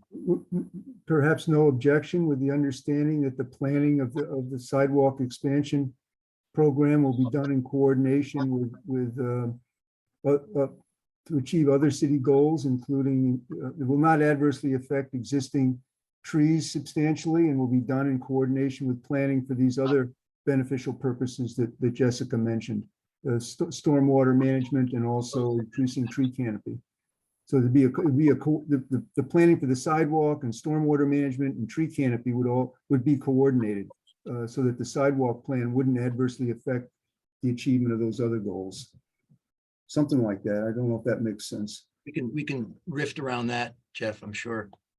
But as long as we get the general comment and as far as for a motion to be made, we can certainly adjust that statement, yes. That was my thought. Is there a motion then?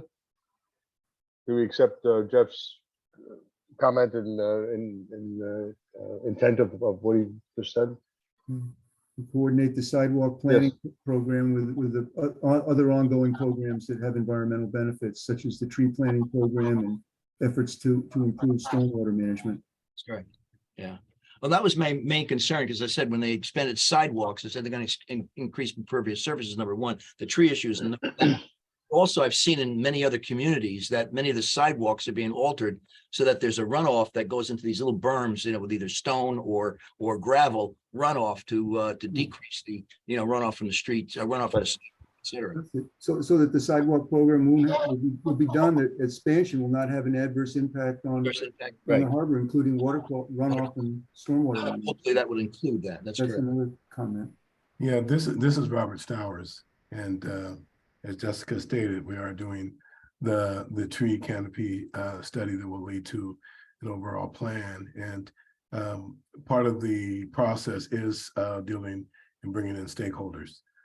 So we will be, contacting you and keeping you in the loop, and certainly reviewing the draft that we come up with. So we will be including UAS, we will be including other stakeholders, Tree Alliance and many others. So, we plan to have enough input to that this is all of our plan.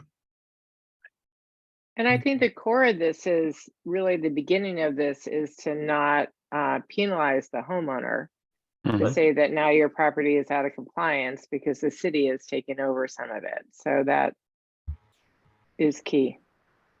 I'll make the motion. Can you hear me? Homeowner. Yes. Yeah, Mike. Okay, I tried to say something earlier and I couldn't. I don't think anybody could hear me, so apologies. If I may just jump in very quickly, I think Jess said it very well. Is the motion to put into writing essentially that we approve of this under the condition that it doesn't affect the tree canopy? Did I hear that right?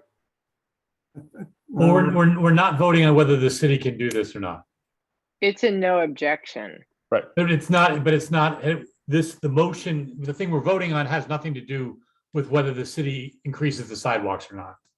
This only reduces a penalty. This only eliminates a penalty to the homeowners.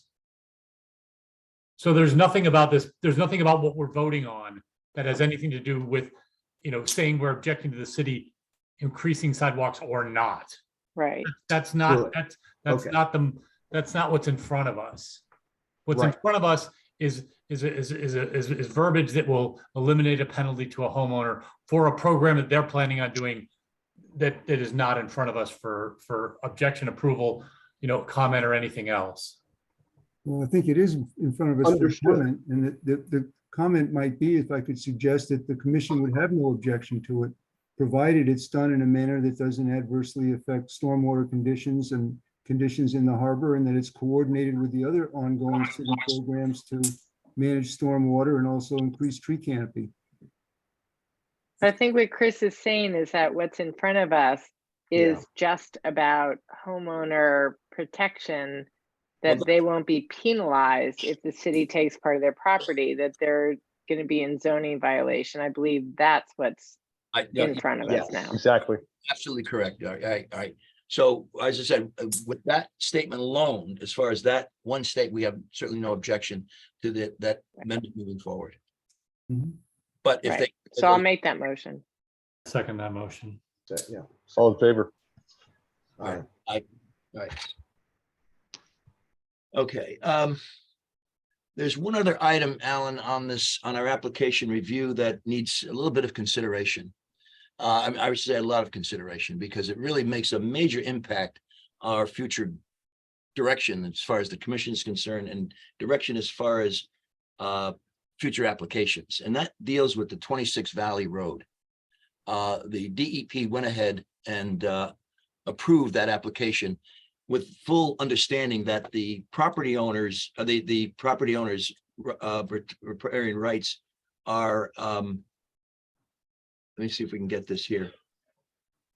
Yeah, John, we have a pretty full agenda this evening, and that's not an agenda item.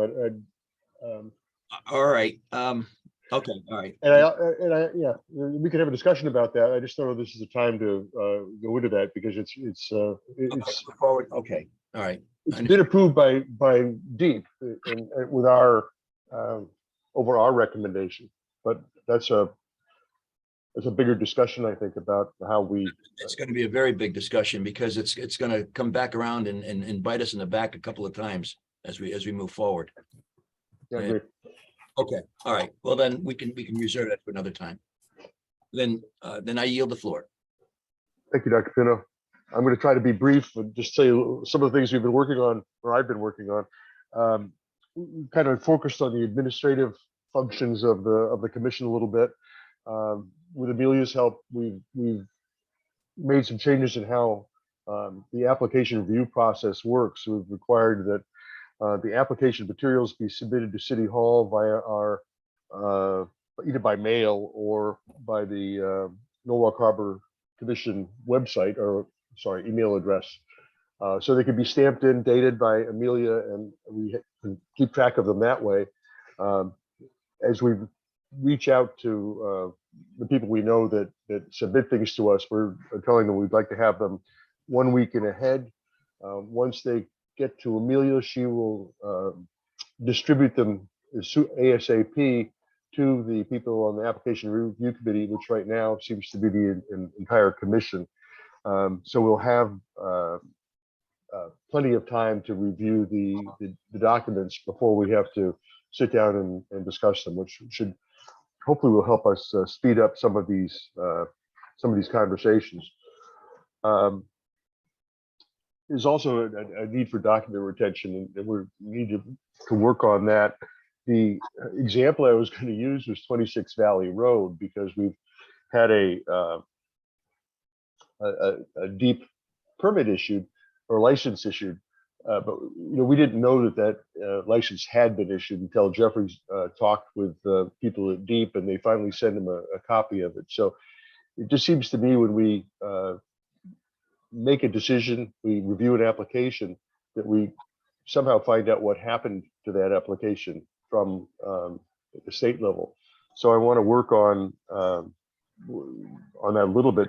The DEEP's response on the 26 Valley Road application was to send it by mail to the essentially the homeowner, and the homeowner would take it and file it with the town clerk.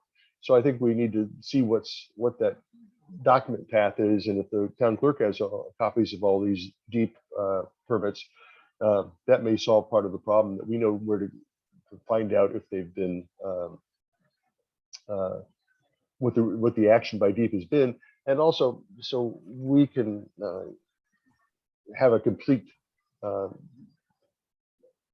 flow of information. So we started something, we made a recommendation, and DEEP finished it with an issuance of a license. All that in my brain should be in a very small little file folder, electronic folder somewhere, so it could be reviewed in the future. So we have that kind of a trail. So Amelia, maybe Lori can, we could start talking about how to find out what we're getting in City Hall. If these permits from DEEP are coming back somewhere, that we can ask to have them forwarded to the commission. That's what we should be doing.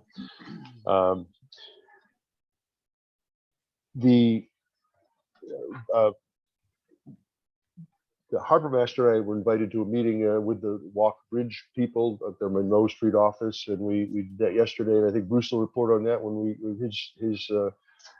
his report. It was just a very interesting kind of session with those folks, or getting just getting to know people face to face. I think what happens in a large project like this is as we get the suits out of the picture, we start to get down to all the statewide directors and the big shots out, that the people on the ground that have to do the work, start to work together. And I think we're at that point now. And I think that's a good place for us to be. And I think that meeting was a good opportunity that, Bruce will, I'm sure, talk about that a little bit.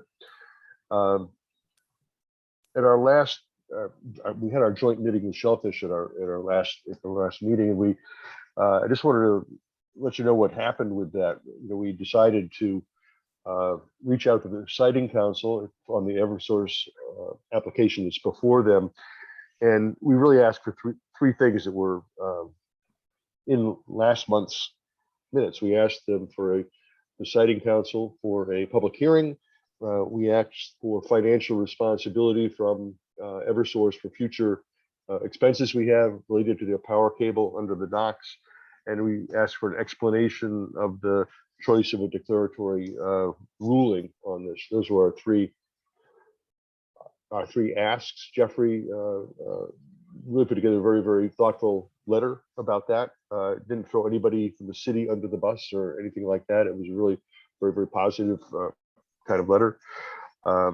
We did get it on the agenda for the Siting Council meeting, and all they picked up on of our letter was the request for a public hearing. The other two items, the financial responsibility piece and the declaratory ruling, there was really no response to that. After sitting through the meeting, they denied our request for a public hearing. So that's where that is today. So just so everybody knows what happened with what we did since the last meeting. And the last thing I'd like to say is that I'm trying to steer us toward Robert's rules on running these meetings, so we don't have everybody talking at once. This has been a very, very civilized meeting for us. I'm really happy about that. And so I thank everybody for raising their hand to speak, and not all talking at once and yelling at each other and so on and so forth. So it's, but I'm not a parliamentarian. I don't, but we need to have a little tighter meeting structure so that we don't all talk at once and we raise our hands. And this is a great meeting for that. So that's my report. Next on the agenda is Harbor Master Lavallo. Thank you, Mr. Chairman. Newsflash, about 40 minutes ago, Rex Marine had a boat fire, 2 boats. Officer Owen Lee contacted me just to let me know they don't know the cause of the fire yet, but it was detained to 2 boats that were docked. So I'm getting updates on that now. My report just for the month of April, 12 moorings have been renewed.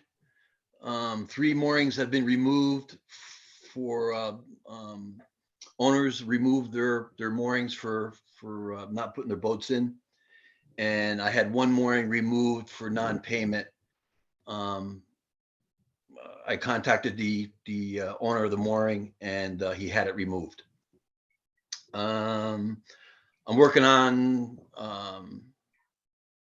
to get the Harbor Master boat kind of shined up, ready for the season. The Harbor Master boat now is docked at the visitor dock. For a while, it was over near the Marine Police, but they needed more room. I guess they're putting another boat in, so the boat was moved. We contacted Ken Hughes, and that's where the boat's going to be kept for now. What the chairman said about our little meeting yesterday. A couple weeks ago, I was contacted by Stephanie Pelletier. That's the walk bridge. She does like all the info for the walk bridge. She wanted to introduce herself, so chairman Captain Alan Kibbe and myself went and met with them yesterday, a couple of their engineers. I think it was a good foot in the right direction, just to have a little BS session. We found out that moorings are going to be coming into the harbor soon, so we're working on that for locations. They're gonna email me their coordinates, I guess. So I'll look into that. I received them today, so, and you were also Yeah, on that email, so. Yeah, I can't, for some reason, I can't open my NOAA Harbor Master email. So they were going to send it to one of my personal emails. Okay. And I So- forwarded that information on to Mr. Shearline for the Mayor's Water Quality Committee, and I think, you know, Joe, you came back with a couple of questions, and I think that you should feel free to just ask those questions of the guy who wrote that wrote the letter to us. You know, and just Alan, do you want me to interject that now or wait till my turn? you wait till your turn, but I think Yes, so that's pretty much my report. I think, you know, the future, I think we'll be meeting with them. You know, they talked about getting all of us together, kind of have a little sit down and kind of what direction everyone's going to go, and have one, for myself, a one person contact, so I can dish out to the commissioners or Marine Police of what's happening when this project really starts to take off. Thank you. any questions for Officer Laval? Don? Yeah, Bruce, what size vessels are we coming in? That information, I don't know yet, Doc. These are the questions that we asked yesterday, and I see, okay. you know, The we're drawings waiting are on the answers. the drawings are pretty detailed. They have 3 barge moorings out by Green's Ledge Light out there, and they're pretty, again, good engineering drawings that show where the mooring is and what the swing radius is going to be, and it's a big, huge footprint out there with floating lights around it. So it's all very interesting. There's a lot to digest there. These are work barges, then, I assume, right? Yes. Yeah. I haven't looked at it carefully yet either, but and we made it clear to the folks that we're talking with that, you know, we have paid moorings that are already you know, planned in the harbor, and some have been set already. So there's we'll need to work. They need to work with us on letting us know what their expectation is, and there will be a cost to them if we have to move things that are already set now. I kind of got. I'm sorry. No, go ahead.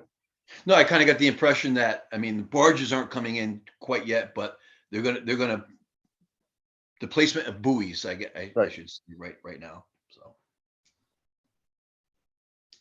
thank you. Any other questions? Jeff. Well, I hope I don't talk too much, but there's several items that we've been working on since the last meeting. The proposed amendments to the Harbor Management Act that would clarify Harbor Management Commission's authorities and make clear that the commissions have legal authority to review applications for state permits and approvals. That bill did not make it out of the Environment Committee. And it was our understanding then that therefore that the bill was dead for this session. However, thanks to the inquiries or efforts by one of the Stanford legislators and some others, DEEP officials agreed to meet to discuss the bill, including 2 DEEP attorneys, the bureau chief, the director of the Land and Water Resources Division, and several others. John participated in the meeting as the Harbor Management Association representative, representatives from Stanford, and also I did. The mayor of New London was to participate, but he couldn't. So as a result of that meeting, we made clear, and I think DEEP understood, that the purpose of the bill was not to usurp state authority. It was just to clarify what has long been harbor management procedures and practices. And interestingly, the DEEP people, the DEEP representatives, they said that what we were asking for represents deep practice and procedures. And then the Stanford representative said, then why not codify it? Why eliminate these questions that were raised as a result of the court decision? So last week, they said the deep representative said that they would think about it. We haven't heard back from them this week, John, I guess. So that needs to be pursued. But we asked, does that mean that this legislative change is dead for this session? And the deep person said, no, we'll give some more thought to it. And their recommendations, I guess, carry the principal weight with the Environment Committee. So that's a work in progress. Also, we submitted the application for the marker buoy permits for the Inner Harbor Speed Zone as requested by the Marine Division. We did that with Sergeant Biscagli's help. So that's been submitted. We haven't gotten a response back from DEEP. I called today, but was only able to leave a message.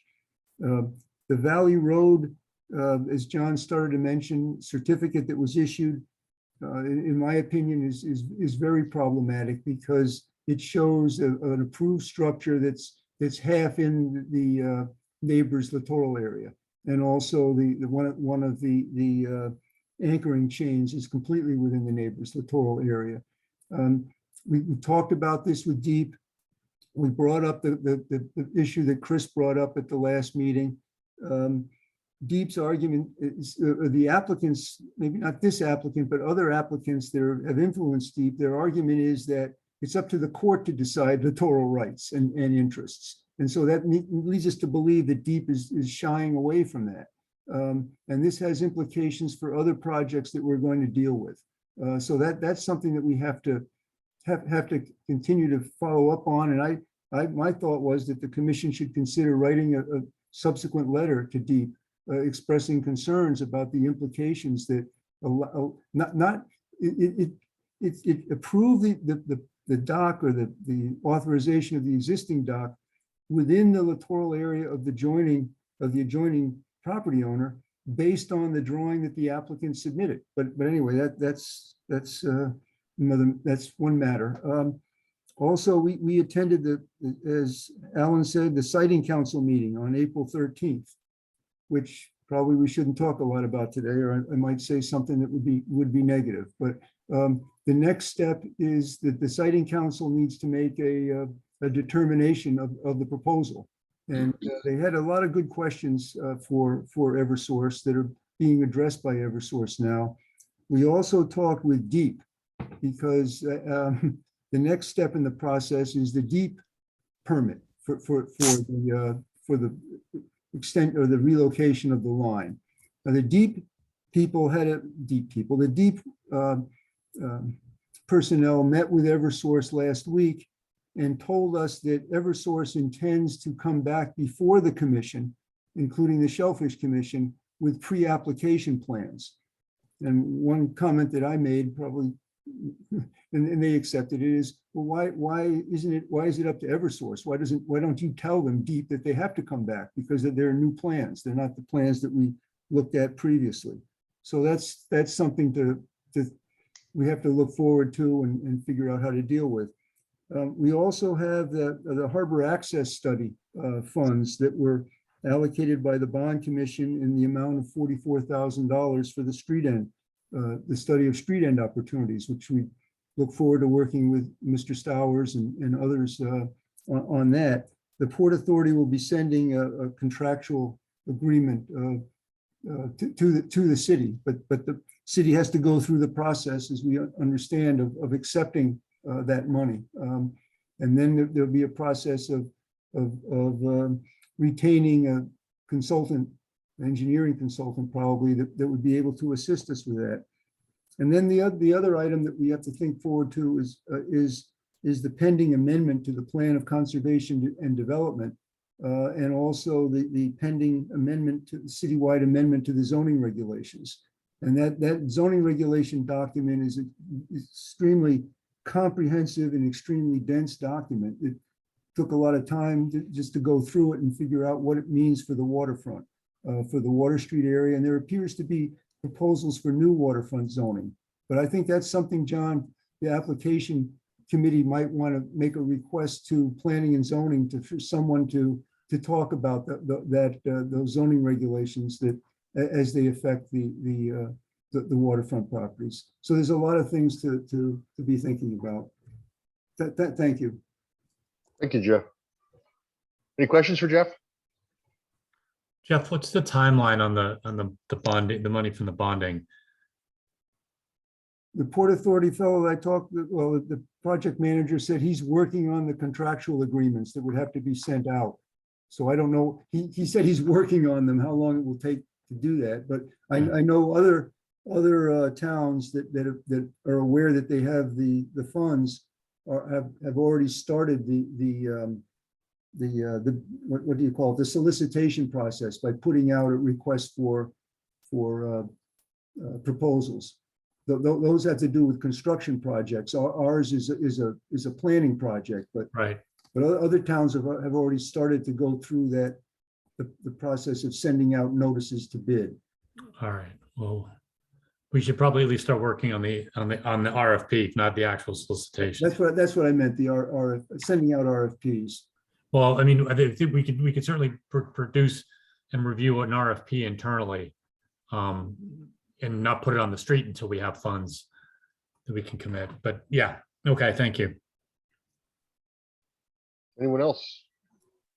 Thank you, Jeff. One of the things, was there a discussion or whether, should we have that discussion about whether we should respond to the DEP's approval of the Valley Road project and express our concerns about the implications for considering littoral rights? And I think we should do that. It's just it's not terribly urgent right now because I don't think we're going to get them to reverse their license they've granted. But I think we should respond, and if someone would draft something and put it before the commission, I think we could. All right. If I could, Alan, if I could. Yeah, sure, John. I just want to show you what we're up against. I mean, I'm sure most of you are already aware of this. Let me just, if I can share my right here. Could everyone see the screen right here? This is what we're dealing with right now. And you see the dock? This is the littoral area right here. This dock is clearly on the other person's property, along with the tie line that's on the existing property. This has set up a terrible precedent, Alan, and I think we definitely have to respond. And I like, you know, discussion was already had with Kevin Zavoy with regard to this and why this is moving forward. But I think we need to revisit the statement here that we made to them, that this is still inconsistent with the plan. Well, it's interesting that DEEP referred us to a Connecticut Supreme Court case, went from the Superior Court all the way to the Connecticut Supreme Court, having to do with littoral rights in the 5 Mile River. And it was originally described by DEEP to us as a precedent or a decision that would support being able to give a permit for a structure in the adjoining property owner's littoral area. But then when we reviewed it more carefully and then talked about it with DEEP, it wasn't that. It had to do with 2 neighbors, and one neighbor's dock encroached into the other neighbor's littoral area, but had for many years. And when the neighbor finally made a complaint about it, it went to the Supreme Court. It had nothing to do with being able to issue a permit in another neighbor's area. It had to do with adverse possession. So the court up to the Connecticut Supreme Court ruled that yes, littoral rights are an exclusive property right, but they're subject to the same, whatever you want to call it, legalities as adverse possession on land. So in that instance, the neighbor hadn't complained for or raised objections for whatever the specified number of years are. So by adverse possession, the neighbor who built the dock had assumed that the other neighbor's littoral rights. So that's a different. That wasn't quite what DEP had said to us. But anyway, it's an interesting discussion. Sorry, I don't object to not to responding, but I don't. There's no urgency to this at this moment, and I think it's something that someone would draft a letter and bring it before the commission. We can act on it. Well, we'd like to put something together because this is going to come back continuously and haunt us, Alan, because this is what issues we're going to have to be dealing with these types of inconsistencies that the DEP is imposing on us. Well, yeah, but the other side of it, looking at the property in context, it's a very unusual arrangement. If you extend both property lines, as we saw last week, there's practically no water that in that that goes with that property. So it's an interesting case. Well, the And expert, also, I'm sorry, John, at what point does, I believe the neighbor gave permission? well, that was the other issue too. You know, that I think it was done probably rather, maybe a little disingenuously. Why do you say that? So I picked up on this one because in the email from one neighbor to the other, they're like, it's not on your property, but are you okay if we Okay, do some work on our dock? okay, So it was more like a standard, a butter letter. We're going to do work. Do you have any objection to us doing work? They misrepresented the facts. So that's why I said I don't put a whole lot of credence into that But email. that's what I thought. But Chris, to answer in response to your comment, the DEP agreed with your comment. Because the request to the neighbor was that, to the effect that we've had a dock for a long time, DEEP wants to approve it. Do you have any objections to it? DEEP was going to follow up with, and I don't know that they did, with another statement, or asking the neighbor to make a statement that they understood it was a potential encroachment into their littoral area. So maybe they got that statement from the neighbor. I don't know, but, Sure. but DEEP agreed with Chris's statement and was going to follow up on it. Right, and that would change the circumstance dramatically, because then the neighbor has basically accepted the encroachment, the adverse possession, Yes. the squatting dock. Like I said, this is going to come back in several different ways to affect us. All right. Now, we can put something together for the next meeting. All right, we need to move along, gents, and ladies. Mr. Bartosz is not here, so it'll be the committee reports. Mr. Bangles. Sure. Thank you, Al. So we will continue with populating the DOCBA page. We'll be doing that next week. Regarding the online mooring system, as of today, in fact, I did a search on how many we had, about 99 paid online moorings. The training that we took from the online mooring system, Rhode Island Matt, as he's known, has paid off. I did some changes today for, and I don't know how they get my number, but they call me now, for South Norwalk Boat Club and a couple of others that needed some help with that. Thank you. With those, yeah, you're welcome. So that helps them make their payment, and then and it also allows us to clean up a bunch of records that we needed to. Speaking of the online mooring template that we asked to get validated, it's an Excel sheet that has been passed to each of the managed fields. It's going to be a requirement that the vessels be listed in that document, because then that document can be imported directly into the online mooring system, and then we can keep better track of each and every one of those vessels in each of those mooring fields. So that has been sent out. Speaking of which, I know that Rowayton has sent in a check. I'm not sure if the check has arrived at City Hall yet. Sprite Island did a long time ago for the first payment. That's the 50% due. Norwalk Yacht Club, I have been in contact with them. I am not sure if they have sent in a check or not, but I did give them the information.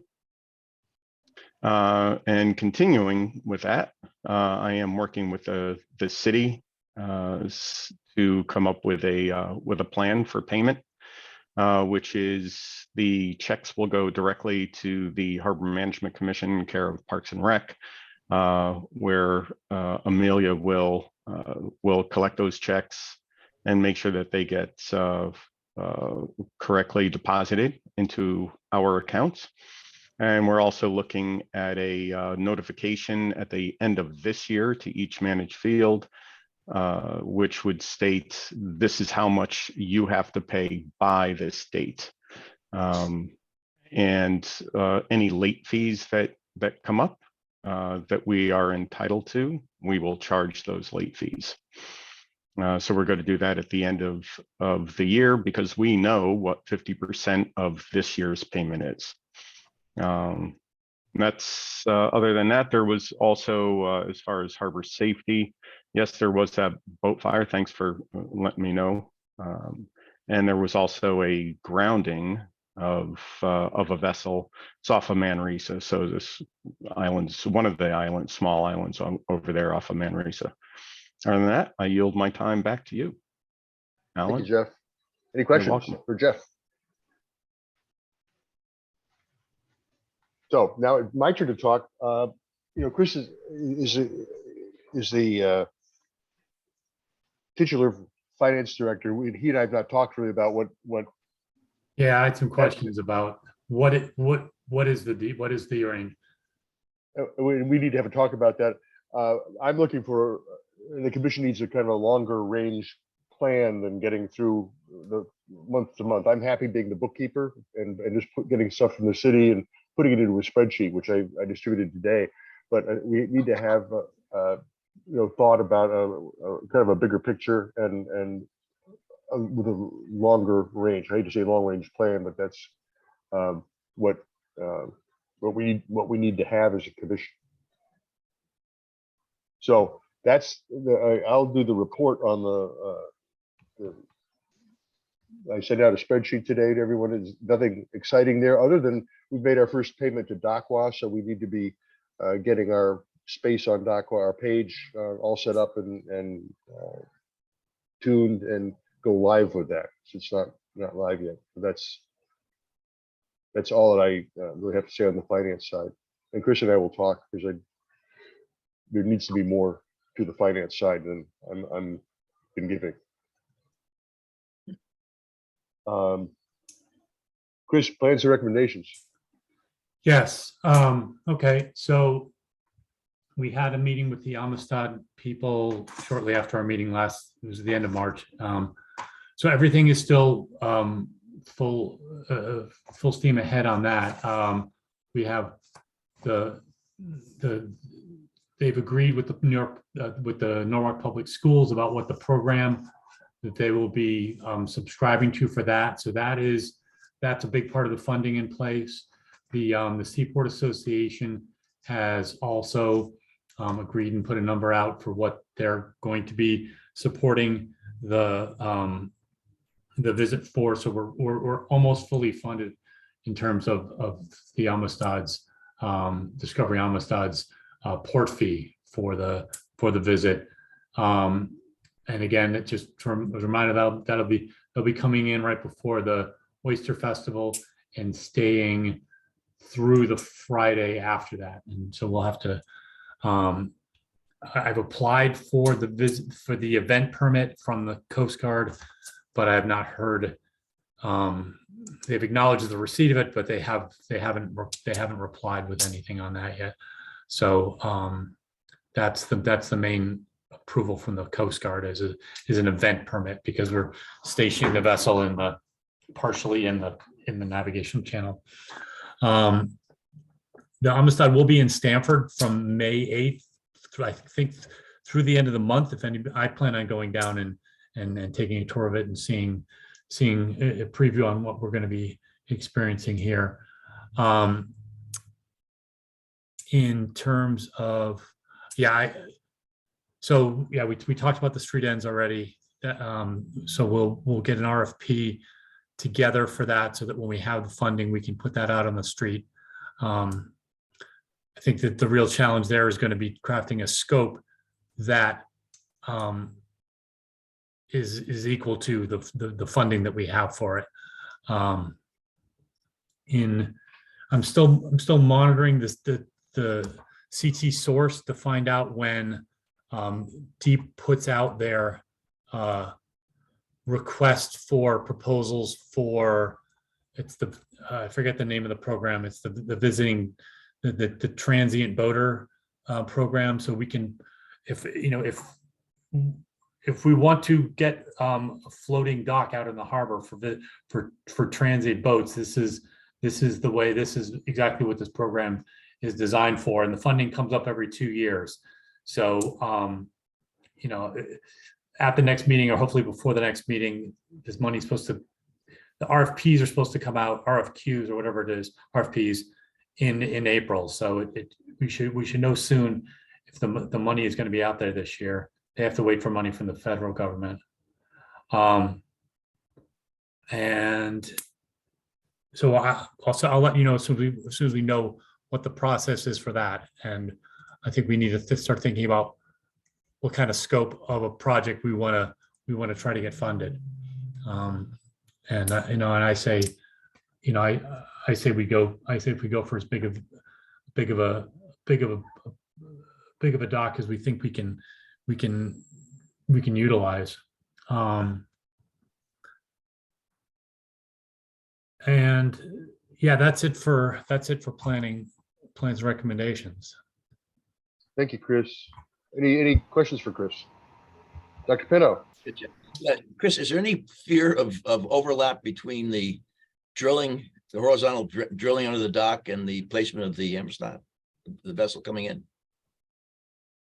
I no, because that drill, that's all gonna take place in the winter, because they're basically shutting down Veterans Park. Yeah. Okay. So I had a discussion with Vanessa about this and about before we talked last time, to try to get a better grip on what the scope going on there. Because when they do that, they're taking out half Visitors Park. They're taking out half of the boat ramps parking area.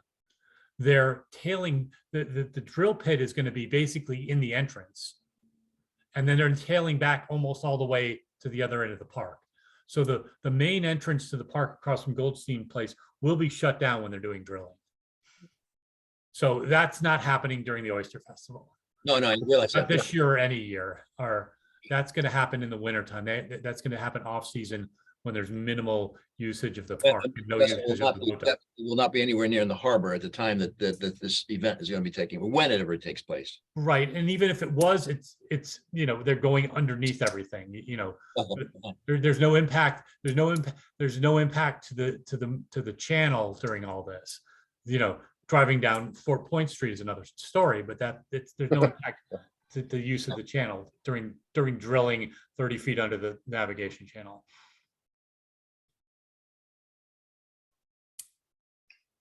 Any other questions? Mr. Matthews?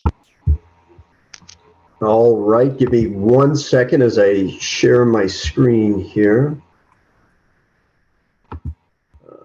Okay, so the bad news first is obviously that we do not have a newsletter printed as of yet, so apologies. I will say it's not for lack of an effort.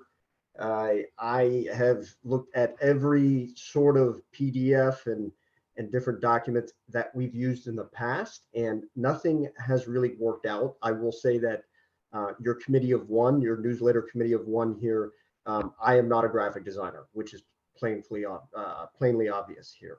This is, however, the new revamped kind of proposed front page to the newsletter. Went ahead and slapped a new title on it, called it Moorings. Happy to change that if the Moorings Committee or anybody else decides that that isn't a good way to go.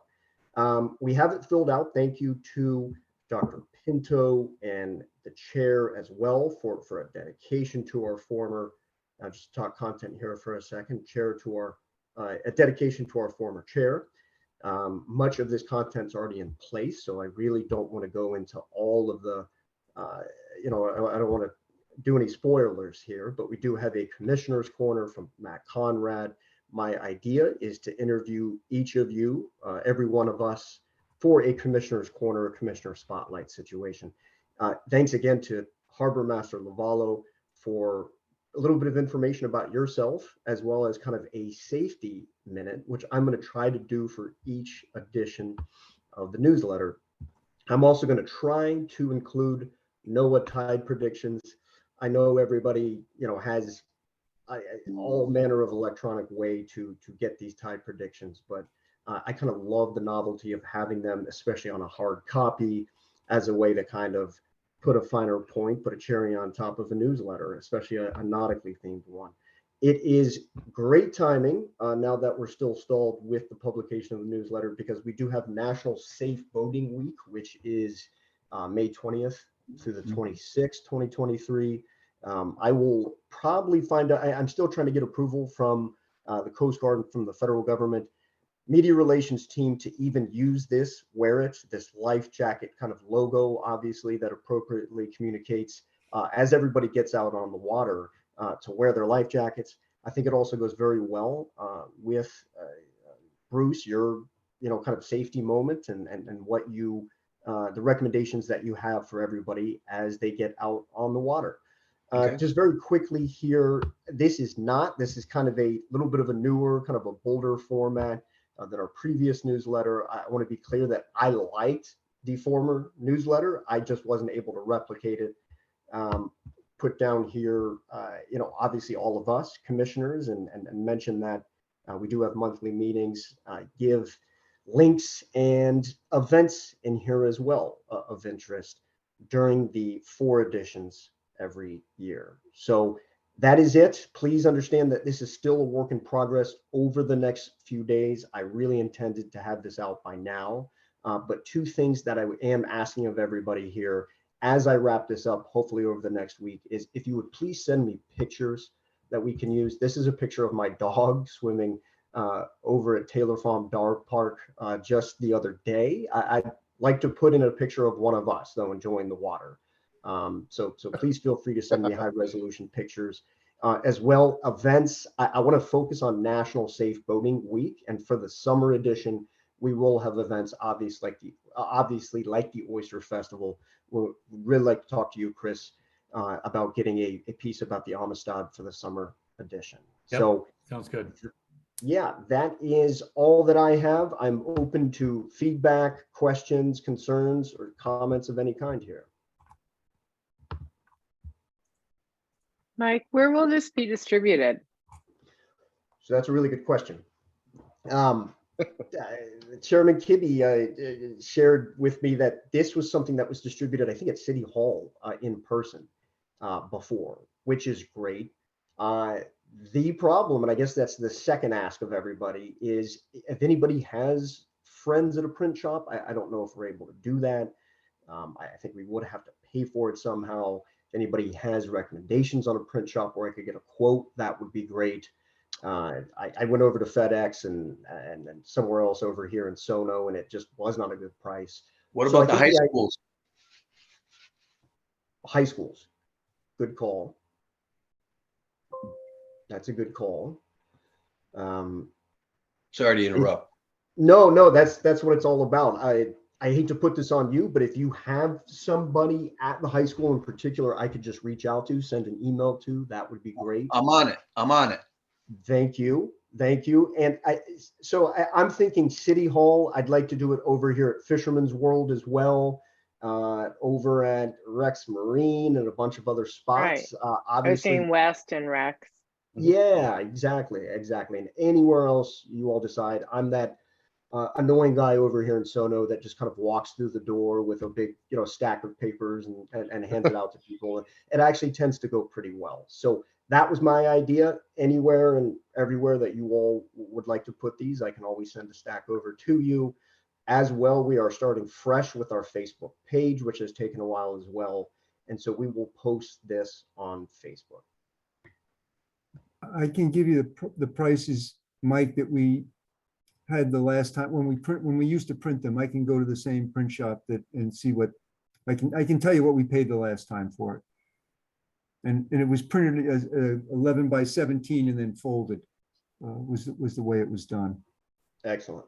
Okay. And Mike, Vistaprint is definitely worth checking out. Yeah, Vistaprint. Okay. And we can also distribute this electronically, correct? I mean, that's the other. And yes, that's So- the big one. It is electronically is the way to do it. And then again, Chairman, I was embarrassed when you were like, hey, we typically, do this in person as well. We do this as a hard copy. Have you ever heard of that? Right. And I was like, oh yes, that's definitely the way to go. So we will have both. And thank you. So the high school, Vistaprint, West Marine, I have all these ideas now. So thank you. Jeff? Oh, sorry. No questions. Any questions? One question. Well, not even a question, just a statement. So Mike, the beauty of the online mooring system is that we have everybody's email. So we can use those email and send them out a copy. That's excellent. And I know, That's excellent. And those are people on the water, so. and And so- Amelia has beginnings of a email, a list of businesses around the harbor and entities and clubs and things like that we could, if we could tighten that up, things like Bloom's Oyster, Cops Island Oysters, Yeah. all those little businesses that we could send them out, or even, and I don't mind, going to some of the restaurants and giving them a little stack to see if they want to put them on the bar and pass them out that way too. But I think ultimately we should just by email rather than having to print too many. Yeah, no, that's the idea, is to grow a database of people, right? Is to have a regular following. So that's the number one thing. But again, I do like having the tie chart in there. I do like the feel of that hard copy and having it a few places over here.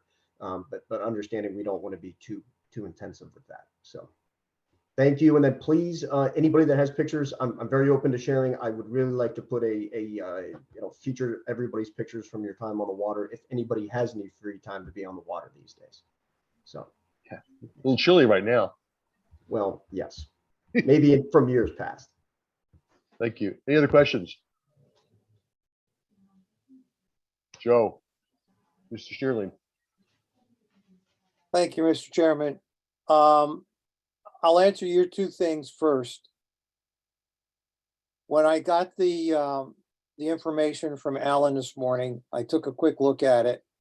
And actually, it was fortuitous. And I have to make an apology to everybody here. I was hacked. So if you got an email asking for you to send $500 to Apple so that I could buy equipment, that was not me. Guarantee me. But it screwed up my internet access, my internet capabilities. So I have switched to a Gmail account to get me through this until we get everything sorted out. But now back to what Alan sent me.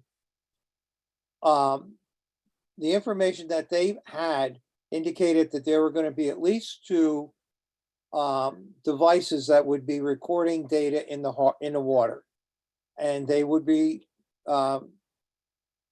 reporting it via digital access. Now, what's important are two things here.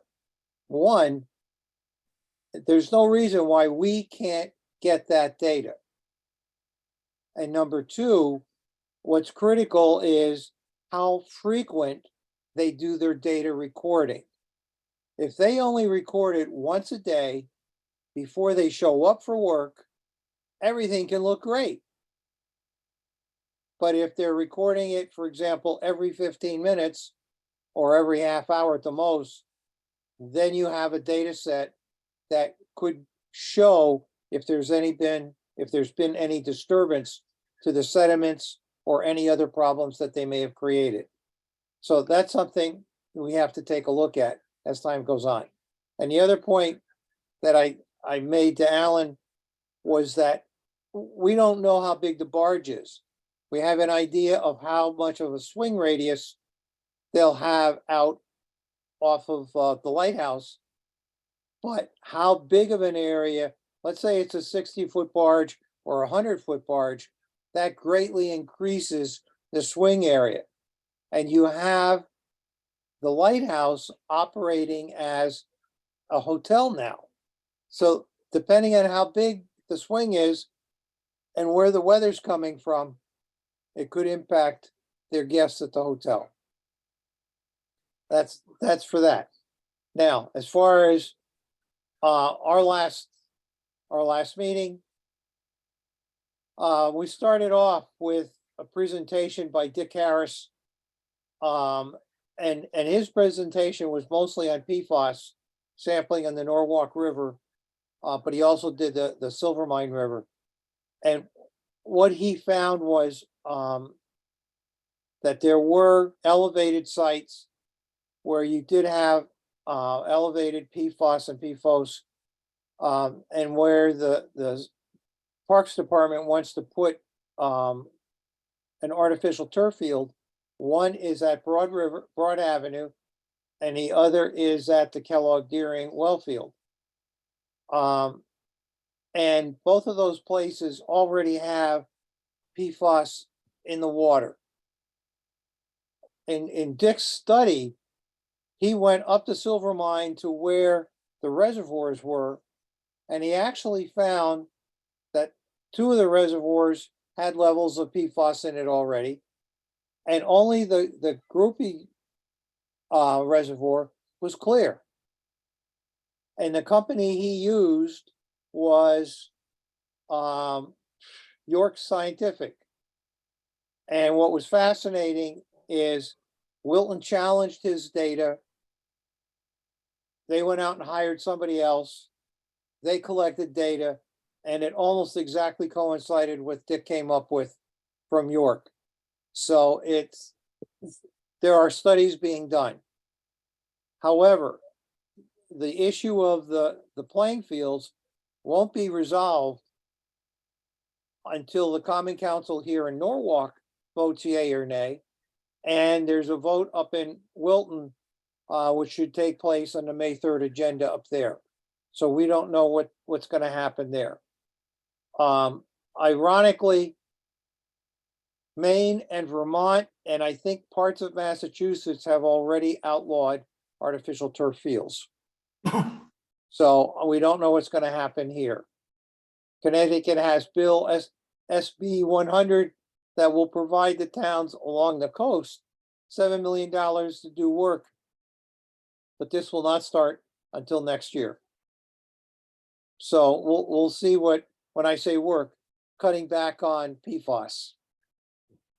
Let's see, moving on.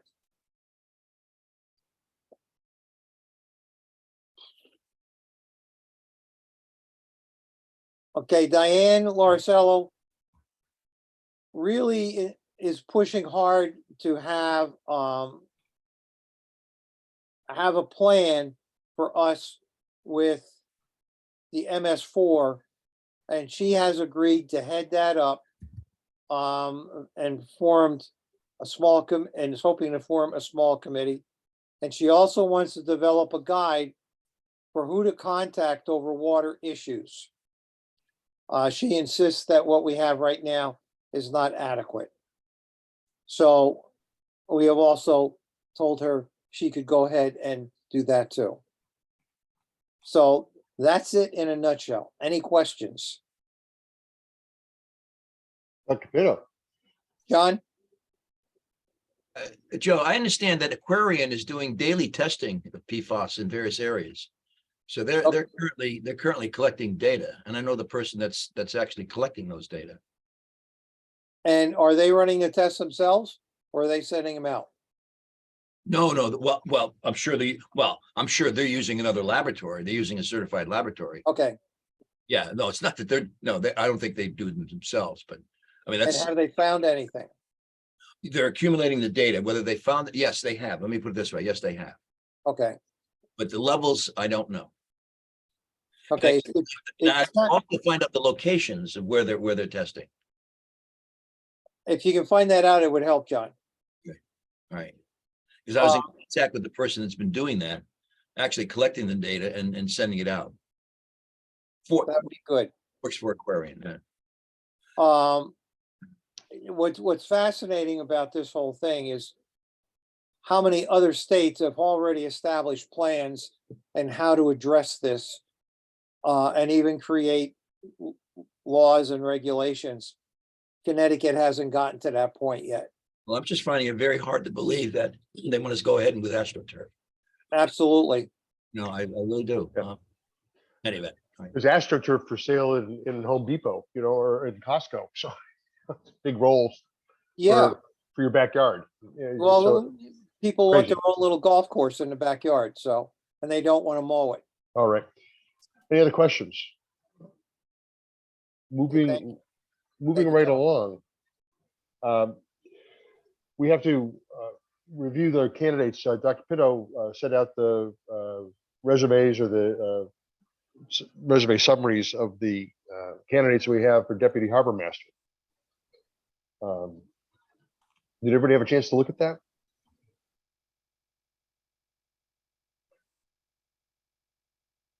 Actually, Yes. we can get either yay or nay on now the application, well, I should say the recommendations were based on sort of a triage of who our harbor master could work with.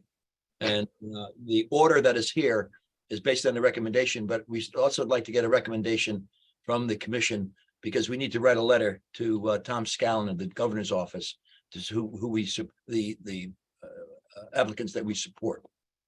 I think that we should, unless there's some big person on the list, we should approve a list of people and just have them ordered in the harbor master's order of preference for them. And that doesn't, I don't think that needs to be shared with anybody other than in the letter to the deep of what that's the order they're getting them in is because it's only fair that harbor master Lavallo pick who he wants to work with, right? Unless there's something horrible about. Well, everyone has seen the qualifications of the individuals there. Yes. If anyone has any major objection or as far as order is concerned or preference, please let me know. If not, we'll go with the current order of what we've presented. Any objections or? Is there a motion to do that? Just to approve that list? Can I just ask a question? Is the Sure. order the harbor masters or requested order? Yes. Yes. Okay, then yes. Jeff. What's been done before is the commission is required to submit a list of 3 names, but the governor's office has said that the commission can recommend one of those names to be appointed. So instead of just listing them in order, you could list the 3 names and say that the person that's number 1 is you're recommending that person be appointed deputy harbor master for the reasons stated. Yeah, that's what we've done in the past. And we should continue to do that. You make a recommendation for as your recommended candidate for appointment as deputy harbor master. And Fairfield just did that. And the governor's office acted right away. Yes, yeah, well, we've been in contact with Mr. Scallon and he's been very receptive to the commission's request. So this goes to Deep first and then to the governor? No, Deep has nothing to do with this. This is the governor's office. The harbor master is under the purview, let me put it, the harbor masters are under DEP, but it's the governor who is makes the choice. The governor's office makes the choice. So On the deputies. what they directed Fairfield to do. That's not what you told me last time we talked. I'm sorry. No, me? Or I No. misunderstood. No. It's the governor. It's the governor. It's an appointment by the governor, by governor's office. What Deep just, what the governor's office directed Fairfield to do is the letter goes to Governor Lamont to the attention of Mr. Scanlon, but a copy goes to Deep since the harbor master reports to Deep. But Deep doesn't have anything to do with the. Okay, I misunderstood. I thought it was kind of strange myself, what I was told. So. What's that? That you thought, I'm sorry, Alan. I just misunderstood something, so now I understand. Do we need a motion on that or? Yeah, it well, just how do we- happens? Like that, yes. The motion? So I'll make a motion to propose the 3 candidates in order of preference according to the harbor master's preference with the indication of the preferred candidate. I second that. I second that. All those in favor? Aye. Right. Thank you. Objections, opposed? Thank you all. That's done. The other question just is Harbor Master Lavallo was asked about having a second deputy, and that's something we should look into in this process. I think Dr. Pinto will. Yeah, I'll contact, because I've never seen any of the commissions, although I have seen any precedent for that, or why it shouldn't be done, but it's not any additional effort on the governor's office part, and certainly would help out in our part here. So I will approach Mr. Scallon about that. To see what. Yeah, I mean, you see if that's possible, then we can discuss what we're going to do with it. Well, then under those circumstances, and if we can, then we would go with first and second preference that we have on our, okay. Right. That's the thought. All right. Laurie, do you want to speak about the bylaws? Well, Alan and I had talked about, and Jeff, as part of sort of taking a look at all of our operating procedures, of taking a look at our bylaws, which have not been really taken a close look at in many years. And so I'm not even sure how many of this group actually is that familiar with them. So I think Ellen and I had talked about putting together a small committee to just go through, and there may not be changes required. There may be some changes we do want to make. So just throwing it out there, I think next step is probably for Alan and I to figure out who might make sense to ask to be on that committee. If anyone would like to be on that committee, just speak up. But I think that what I've kind of learned about Mr. Matthews, you're on. I think that we just want to do this once rather than having small changes. We really want to look at the whole document and decide what changes need to be made. And we've learned how difficult it is to get some of these things through City Hall. So we just don't want to be doing it multiple times. We should get together to do that. Don. Is there now consideration that we need to sort of dovetail with what's in the city code? Is that how we have to codify it and make everything? Exactly, John. We've been looking at different committees, different commissions and their bylaws and how they're distinct from our bylaws, and some have bylaws, some have rules, somehow, it's quite different. There's not commonality. And so we've talked to Jessica a little bit about it and just want to bring some sort of standardizing. And some of the things in our bylaws, we really don't operate that way anymore. And some things the city is kind of doesn't think we should be operating that way. So there's a lot that goes into this, but we need to start on it and try to modernize it, so forth. So that's an ongoing process. And Mike, you would like to join us on that mission? Yes. Excellent. Thanks. Well, that's the end of the agenda. Is there any new business that you'd like to bring? Is there a motion? Motion to adjourn? No, wait, I'm sorry. Oh, sorry, John. Sorry. Jeff, do you want to bring up a point that we discussed as far as any photographs and things like that? No, we'll save that for later, John. Because I'm very concerned about it. About the 26 Valley? No, photographs that are being usurped. We'll bring that up later. We don't need to discuss that now. All right. Okay, we have a motion from Laurie on the. Is there a second? Second. I second. Jeff seconds. All in favor? Thank you all. Thanks, Alan. Thanks. Thanks, Good night. everyone.